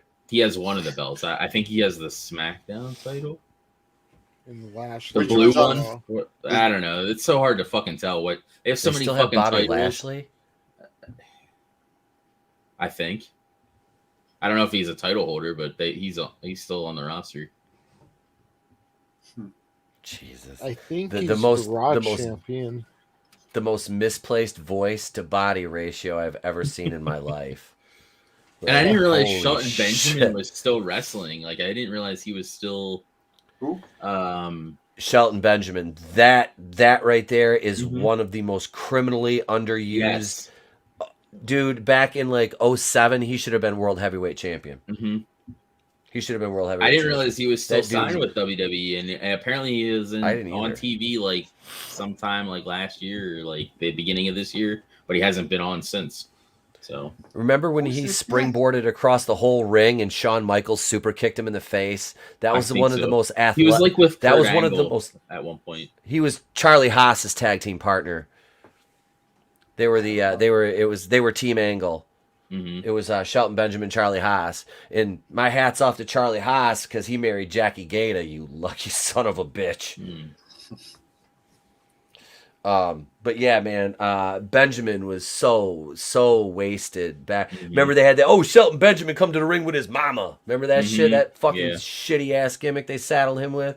Yeah, his it was like Big Mama from Martin Lawrence, the Martin Lawrence movies, in a freaking wheelchair. Yeah, it was stupid, dude. It was like a textbook Vince McMahon racist ass gimmick. Yeah. Yep. They made him dye his hair blonde, the gold standard. Yeah, it sucks what they did to Sheldon Benjamin. Mm-hmm. Yep, he got injured. If he wouldn't have got injured, I think he might have actually. Who's kid back then? Vince wasn't pushing the brothers like that. He wasn't. Nope. Unless you were The Rock. Yeah. And you were the right kind. You know what I mean? Because that's the way it was. It was like if you were The Rock, you were okay. But yeah. I like him a little more milk chocolate than dark chocolate. That was basically it with Vinny. You had to be safe. You had to be safe. Yeah. That's what it was. That's why there was like that big push with Kofi Kingston there for a while, like because it was the whole even gimmick was basically like we're holding the black man down and then they finally give him a title shot, and that's basically the whole gimmick, and it was like what the fuck. Mm-hmm. They never gave him a and title. they made Daniel Bryan the guy that was like holding him back like too, which made no sense. No, which made no fucking sense. Yeah, Kofi was another one, dude. That kid. Hey, we're gonna make you be Jamaican even though you're from Ghana. Like Sometimes there's trouble in paradise. Bruh, bruh, bruh. Like, what the fuck are you doing to this kid? Just let him wrestle. Just let this dude wrestle. Don't give him a stupid ass gimmick like that, man. Yeah, that was. Yeah, SOS was his theme. Remember that shit? Oh God, SOS! I need shelter. Bruh. Yeah, fuck. Come on. Wow. It was terrible. It was terrible. Racist. That, Holy shit! yeah, it was bad, man. They did some fucked up ass gimmicks. Wow. But we're talking about Vince McMahon McMahon who just dropped. Did he hit every single one of the stereotypes? Did he have him come out with a bucket of chicken? I mean, Dude, he had the Mexicools coming out on a fucking Juan Deere lawnmower. oh my god, I remember that. Holy Psychosis, shit. Super Crazy, and what was the other one? Psychosis, Super Crazy, because there was 3 of them. I don't remember that one. Juventud, Juventud Guerrera. He had them 3 come out. The Mexicools, man, they were wearing coveralls, and they would ride out on a lawnmower. And their theme song would start out. It was like they were speaking Spanish. You hear, and you'd hear the lawnmower fire up, and they come down riding this big ass lawnmower. Wow. Yeah. Oh. I remember when they White. had well, this was WCW. They had the Latin. What was it? The Latin World Order or whatever. Oh, the Latino World Order. Latino yeah, Eddie Order. Guerrero's. Yeah, I like that. I'm gonna order one of those shirts. McMahon was like, "Do we have any Chinese? I got these. I was eating some takeout. I got these fortune cookies. I got a gimmick." McMahon, choppy. Poor Val Venus's penis. Oh, Dick God. Togo done chop. Goddamn. Oh fucking A, man. Yeah, I would kill for some of these shitty ass racist gimmicks today. Like seriously, just to watch these motherfucking crazy ass bastards on Twitter melt down. Yep. Kinda Life like was they are a about. lot more fun then.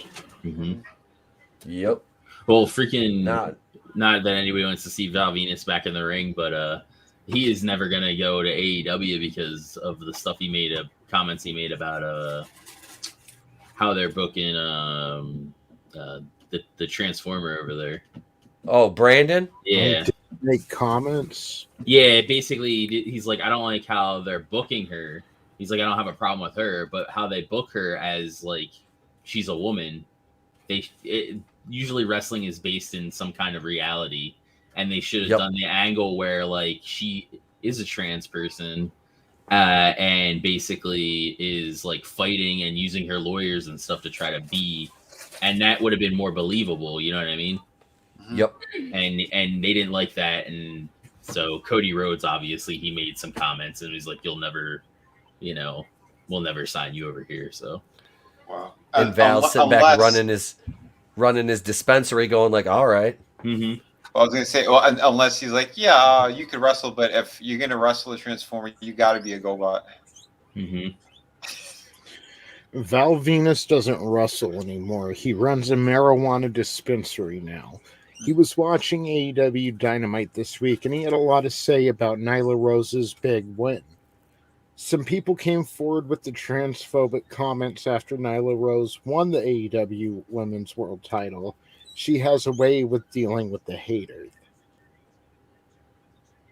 So is this what he says? WWE drops women's from the women's title. Impact makes a woman world heavyweight champion. AEW makes a man the women's champion. Who the fuck are these insane social justice warriors with pencils and papers running the industry I loved so much? It should be noted that Triple H squashed the rumor about NXT dropping gender-specific names from the titles. Val Venus also tweeted out a meme quoting himself saying, "Today I identify as a Great Dane. Gonna enter the Westminster Dog Show." Dude, that was brilliant. That was awesome. That's awesome. And win the XL Dog title.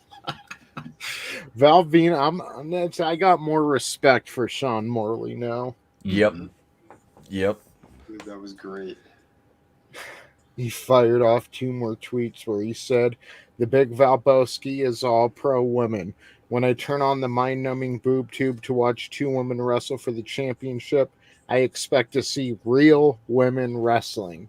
The soy boys, social justice warriors, and anti-women morons who have taken over the writers' duties in pro wrestling have forced the Big Valboski to adjust his catchphrase to better reflect reality." Yeah. Yeah, I need to go follow him on Twitter. Holy shit. And he talks about how they book her and what he would have done or whatever. There's like a video interview with him, and he talks about how he would do it. I got a lot more respect for him now. Oh, You know, absolutely. because He like I he'd said, get I've in the ring and wrestle Nyla Rose. Mm-hmm. And what's her name's with the Guerrero lady? I forget her name. Vicky. Vicky is with her, like as her Yeah. manager, or its manager, or whatever. Yeah. Yeah, that's a thing. That's a thing. Jesus, Definitely dude. Yeah.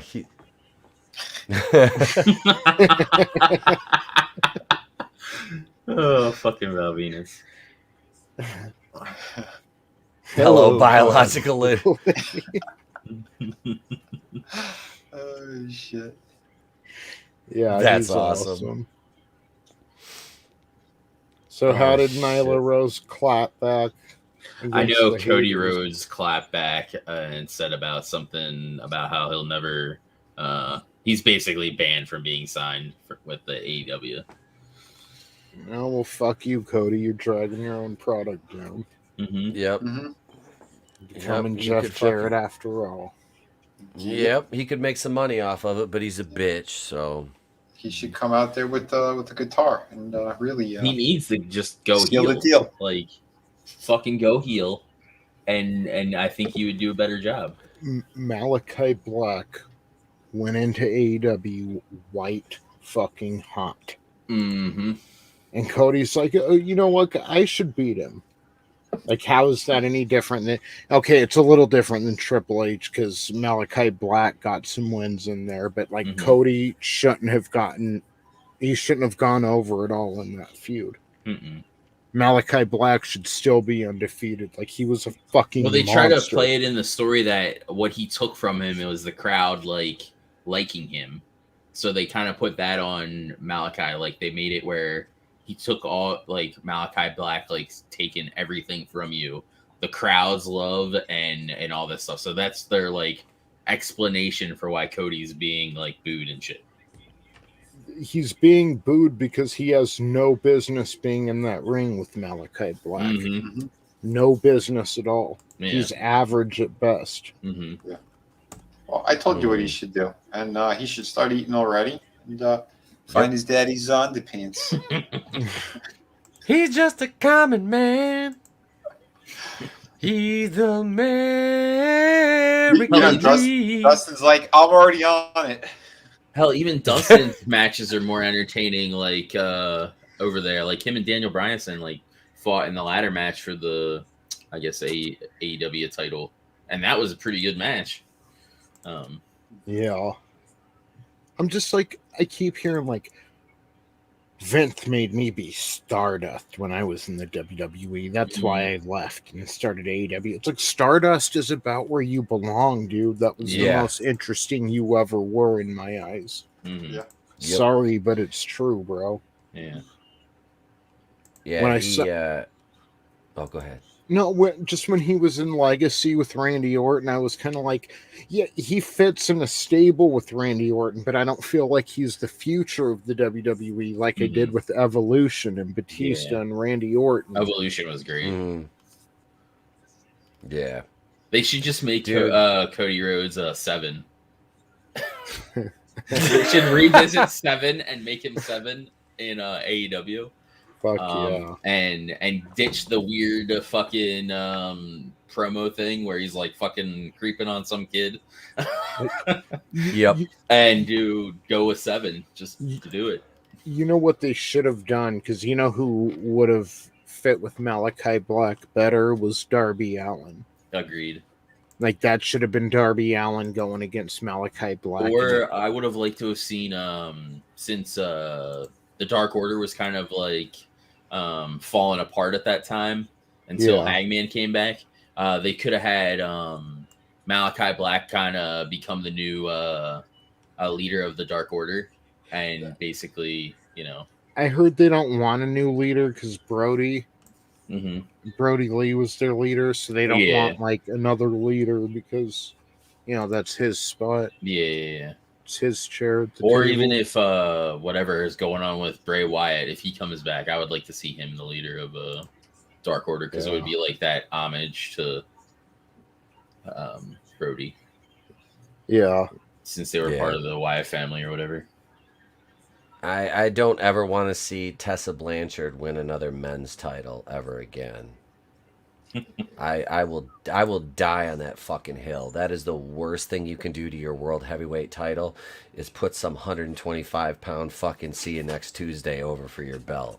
That's fucking ridiculous. That was the dumbest thing. Impact, when they put their world title on Tessa Blanchard, who took money from some mark to record herself shitting. Oh. And sold the tape. See, Impact doesn't count in my perspective. They're garbage. When I see AEW, I'm like, finally competition for it's just nice to be able to tune into something. Oh yeah, there was Impact. And like Ring of Honor was okay. Mm-hmm. I just think it's like, well, what sets us different is Ring of Honor is still happening though, isn't it? I think so. Yeah. But Impact's still around vaguely. Yeah. Because I know about four guys that had the title for Impact. Like Ring of Honor is for virgins. Mm. I wanted freaking what's his name? The Black Machismo. Jay Lethal. Jay Lethal. I want him in AEW. There was rumors of him coming to AEW. Rio, did they give her a men's title? Did they give her a men's title? Let us know, Mr. Cage. Jesus Christ, these fucking cuck bookers! Like, get the fuck out of here with your woke shit. Oh well, it's time to start putting women of. Oh, Ring of Honor released all their talent and ceased operations for now. Oh, apparently Jay Lethal did. He did sign with AEW. He was at Full Gear. Oh, okay. Oh yeah. I remember that. He was like kind of the big debut there. Mm-hmm. And I thought I read something about Sinclair Broadcasting, like they wanted to restructure, rethink Ring of Honor. It's just a little weird. Their thing is, well, what's your elevator pitch? Why should I watch Ring of Honor?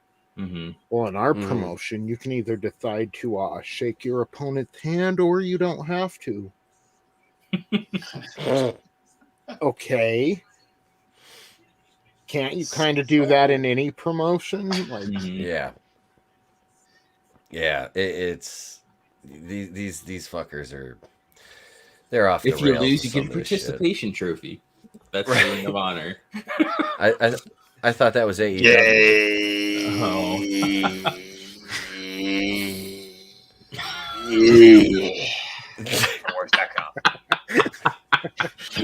Oh man. I went full Jones. Sorry, guys. Oh, Danhausen is good. You're right. Danhausen is pretty good. I haven't seen Danhausen. Yeah. I hadn't watched Ring of Honor in probably fucking since I was wrestling about 4. Wait. He does stuff with AEW too. Like he kind of I don't think he signed with AEW, but he does some shit with them. Like cross. I was trying to remember how long. I've been out almost 5 years now. Oh shit. Yeah, I couldn't exist in even in the indies now. Mm-hmm. Dude, I'd feel like Clint Eastwood in Gran Torino. I mean, like seriously, goddamn kids, get off my lawn. It's like wrestling is the home for the wayward boys and outlaws, and there's people are talking about it's a dangerous lifestyle. It's supposed to be. There's supposed to be smoking and beer and fucking drugs, and they're not fucking well, I was gonna say executives, but that shit's probably more prominent in fucking executive land. Fucking Yeah. that's got all what the they're money to buy supposed good to drugs. be. Fucking playing pokers and dingy dingy bars and fucking like it's. And WWF is the one that made it this bright, glitzy fucking variety show bullshit. Yep. And Yep. even AEW suffers from that. Too many LED screens and fucking. It's a fucking light show now. It's like I want to see wrestling. Yep. Like what Etep was saying. The fucking NWA fucking presentation, dark, dingy. I want it fucking broadcasted in a resolution that is fucking obsolete. I mean, I want it. I like wrestling's AEW for the most part because I feel like they do less story. Like they have some, but I feel like it's less than like with how WWE is more fucking talking than there is actual wrestling. That's one thing, you know, bringing it back to Ring of Honor that I did like was because it did kind of have that feel to it, you know, just that smaller scale feel. Like the fucking ring aprons in WWE are LED screens now. Like that's stupid. Yeah, that's retarded. Are you kidding me? That is. They don't Man, even I do got pyro anymore, do they? No, that I think sometimes they do, but yeah, for the most part they don't do pyro, which that's one thing I did like about it was all the fucking pyro, and then the first match would always be smoky and yeah. It's Yes, no they longer cut the pyro home because of cost. They cut pyro to cut costs. Yeah.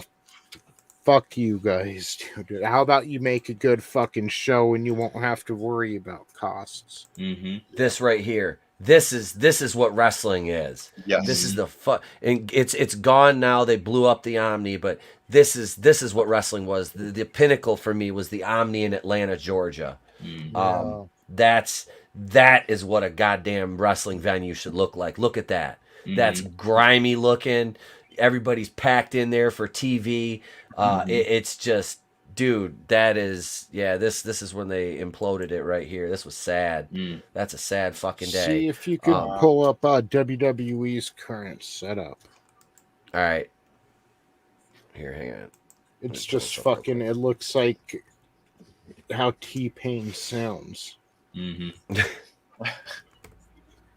He actually has a really damn good voice. Like if you get rid of the auto, he does. He is actually really talented. Like he was on the Mask.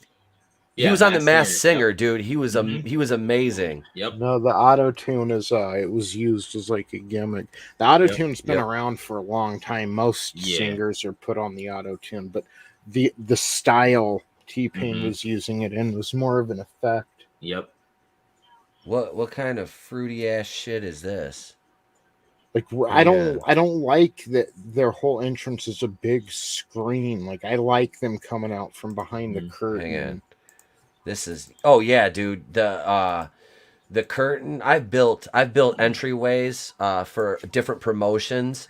And the one IWE still uses the one that me and my dad built.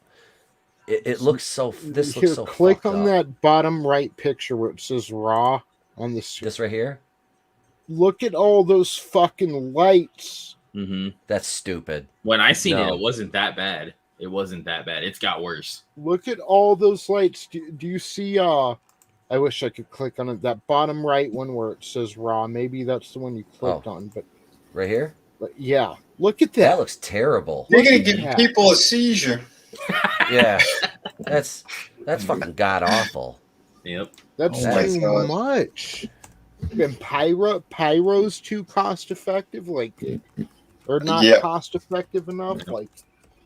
Sure, they blew their budget on all these fancy lights. You have kids like foaming at their mouth and choking on their tongues on the floor, and it's not just because of the shots. Well, like my profile picture is our ring or our box when our entrance when we used to come down to the ring. We had a curtain. We had a fucking tube that we cut holes in it and put a fog machine through it, and that was basically our fucking entrance. Nice. Yep, those are the best. I liked when Raw was just like a stage and a black curtain, or when they came in the pay-per-views, they'd come out of that circular entrance kind of in the corner of the arena. Sort of like how AEW is like has the circles on both sides, but obviously without all the extra shit. Yeah. It's like everything's too, we need an adult product again. Mm-hmm. It's like everything became the Strip in the 90s, where the Las Vegas Strip, where like they touch on it at the end of Casino, where it's like family friendly now, and just Going like to Disneyland, yeah. Yeah. It's like everything's fucking Disneyland now. Mm-hmm. The way you have strippers walking down the street in Vegas. But it's family friendly. Yeah, they make it fucking ridiculous. Yeah, and it's just I hate that it's just a big LED screen. Like I like the Titantron and all, but I want like there's a certain cheesiness wrestling needs. Yep. Here you go. This is what an entrance should look like. All right. Get in back! I'm not wrestling you! Get out of here! Wait a second. You know this guy. Hang on. Get out of here! That's my boy Big Chuck right there. Get out of here! Hang on. Wait till this little shit gets out of my fucking way.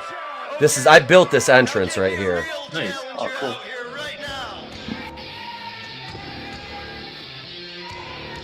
Hell yeah. What's wrong with you? I'm good friends with Craig Stossel. I'm not fighting one of his buddies. Getting back. Come on. Let's not be silly here. I'll see you at Easter brunch. Come on. No such thing as good and open challenges. No, I was trying to get. We were doing like he was doing. They were another heel faction, and they're like, just walk out like you're gonna challenge. And that pussy right there is one when I quit the promotion that fucking Joto blocked me on fucking social media. What the Fucking toothless piece of shit. But yeah, man, that was our entrance right there. I built that fucking thing, and we had a neon on top of it. It said IWE, and we pulled the fucking sheet off of it, and it said Team Ratings, which was our stable. And the one time we did like a team rate, we had like we called the fucking, instead of Battle Zone TV, we had it Team Ratings TV. It was fun. That's cool. I just had to show that for a minute. That's it, man. Yeah, you can see the love in that. There's no love in this fucking product that's out there now. It's so shit. Shit. Chris Underwood's in the chat. What's up, brother? Yep, he knows the 1%. Hang on, Chris. Hang on, I got it. It's right here. What's up, Frankie? Thank you for stopping by, brother. Hey, Frank. There it is. There's the fucking. There's my world title right there. Oh shit. Yep. That's. Y'all gonna make me get emotional up in here. Don't cry. Adam Shawhan said thanks for the love last night. Sweet. How's he doing? Yeah, how is he doing? I messaged him the other day asking who his was. Adam was in rough shape, man. He didn't message me. He just commented on the show from last night. He was watching the replay, and he heard us giving him shout outs, so he commented on there. He said, "Thanks for the love, brothers." So I take it he's probably still kind of rough. But yeah, so big shout out to Superfan, man. Absolutely. Yeah. We love you, Adam. Yeah, man. Much love, brother. Get well soon, Adam. Take care, brother. We love you, man. Yes. And with that, we're at about 2 hours and 10 minutes. I say we call it a night, guys. I'm good with that. I gotta get some sleep. It was a fun show. Thank you for coming in, Tommy. If you're out there, if you're listening, make it home safe, brother. I know you're out of town right now. We missed you. And yeah, does anyone have stuff they want to promote? Etep. Yeah, you guys come on over and check out Etep, Wokuian's place to be reviews.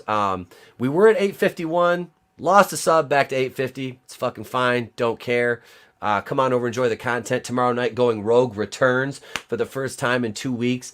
Myself, Tony, Oz, Mr. Super Oz. Go over and subscribe to Mr. Super Oz, our boy Donald Osborne's channel. He is the author of Everlasting Survivors, which we'll be promoting tomorrow night again for him as he gets ready to relaunch that.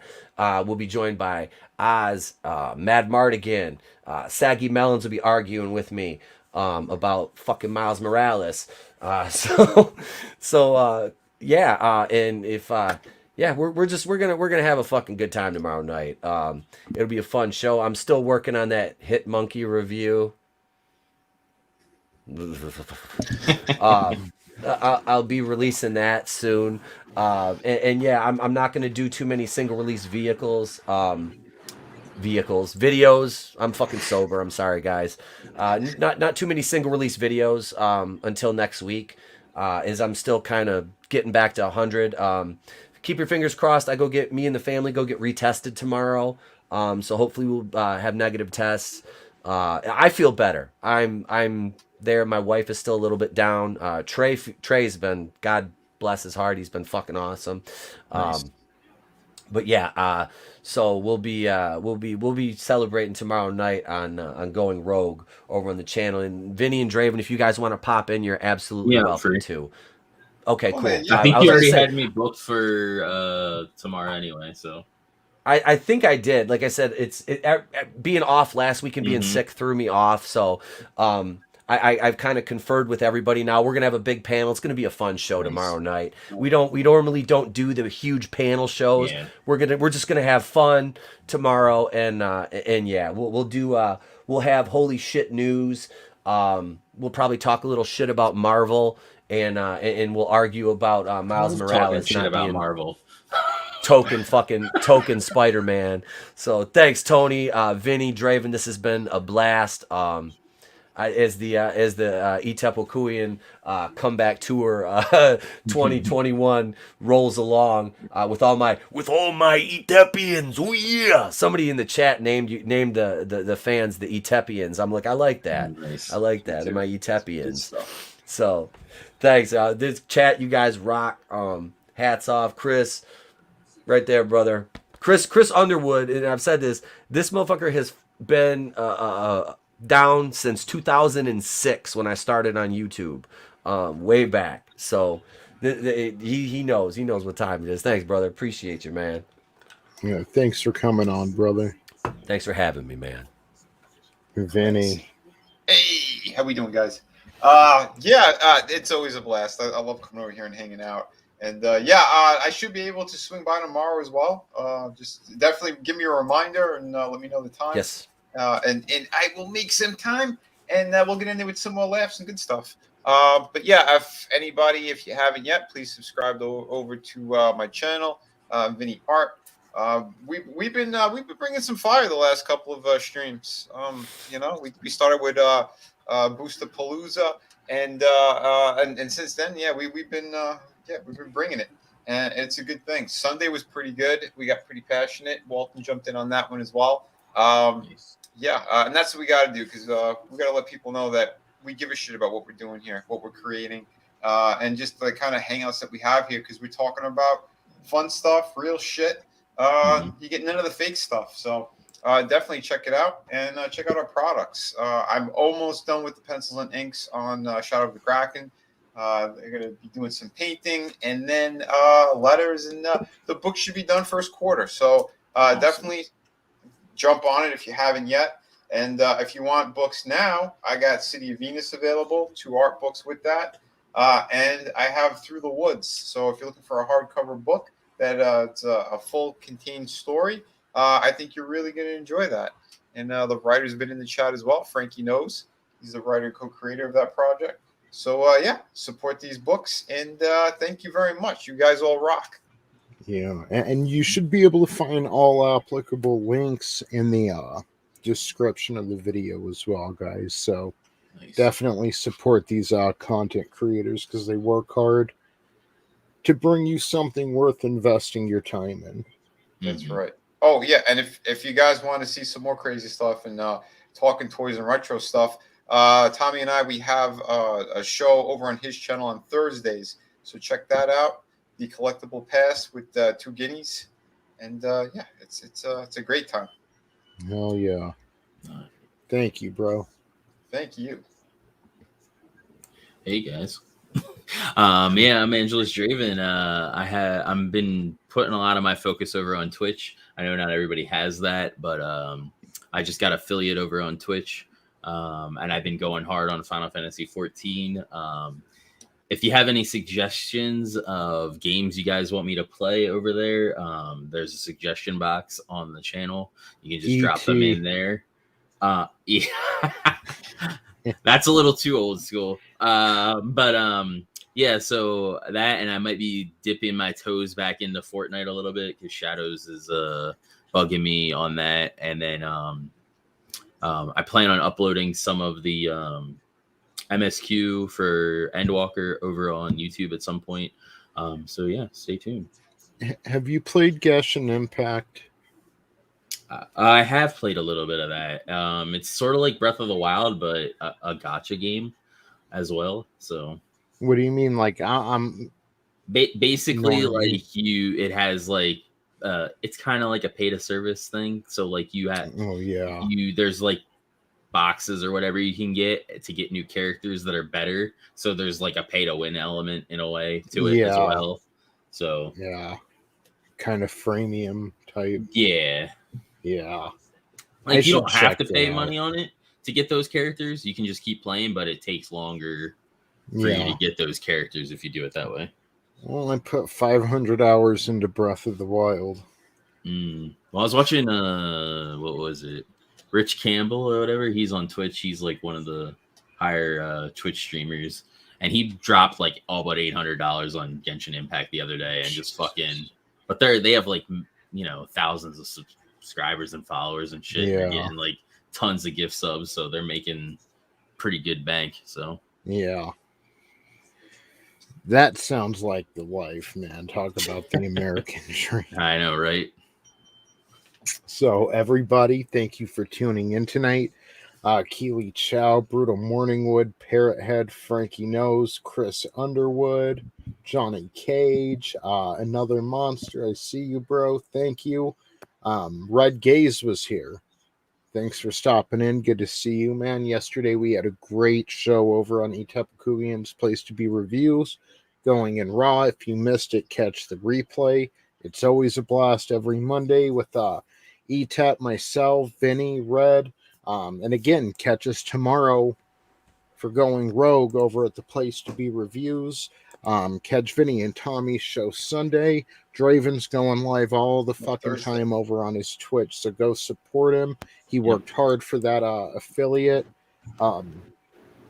Yeah, I'm proud of everybody, man, making comics, making videos, working their butts off, and just trying to make something better, better than what making a better society than where we're at right now. And it takes work, but I mean, these are the guys doing it, brick by brick. Thank you all. We'll be back next week to talk some more wrestling. We keep rolling through this Monday Night War. Mankind is on the horizon. Stone Cold, he's about to make his transition from the Ringmaster soon. Brian Pillman's on his way to the WWF. Brett Hart's on his way to WCW. Well, maybe that's a little bit out, but it's happening. I promise. Diesel and Razor are headed over there soon. We're ready next week. I think we're going to be rounding out February next week, and then we're going into March. So things are happening quick, guys. Thank you all. Thank you for keeping the chat active. Thank you, everyone on the panel, and we'll again see you next week. They are not pop culture. They are agenda.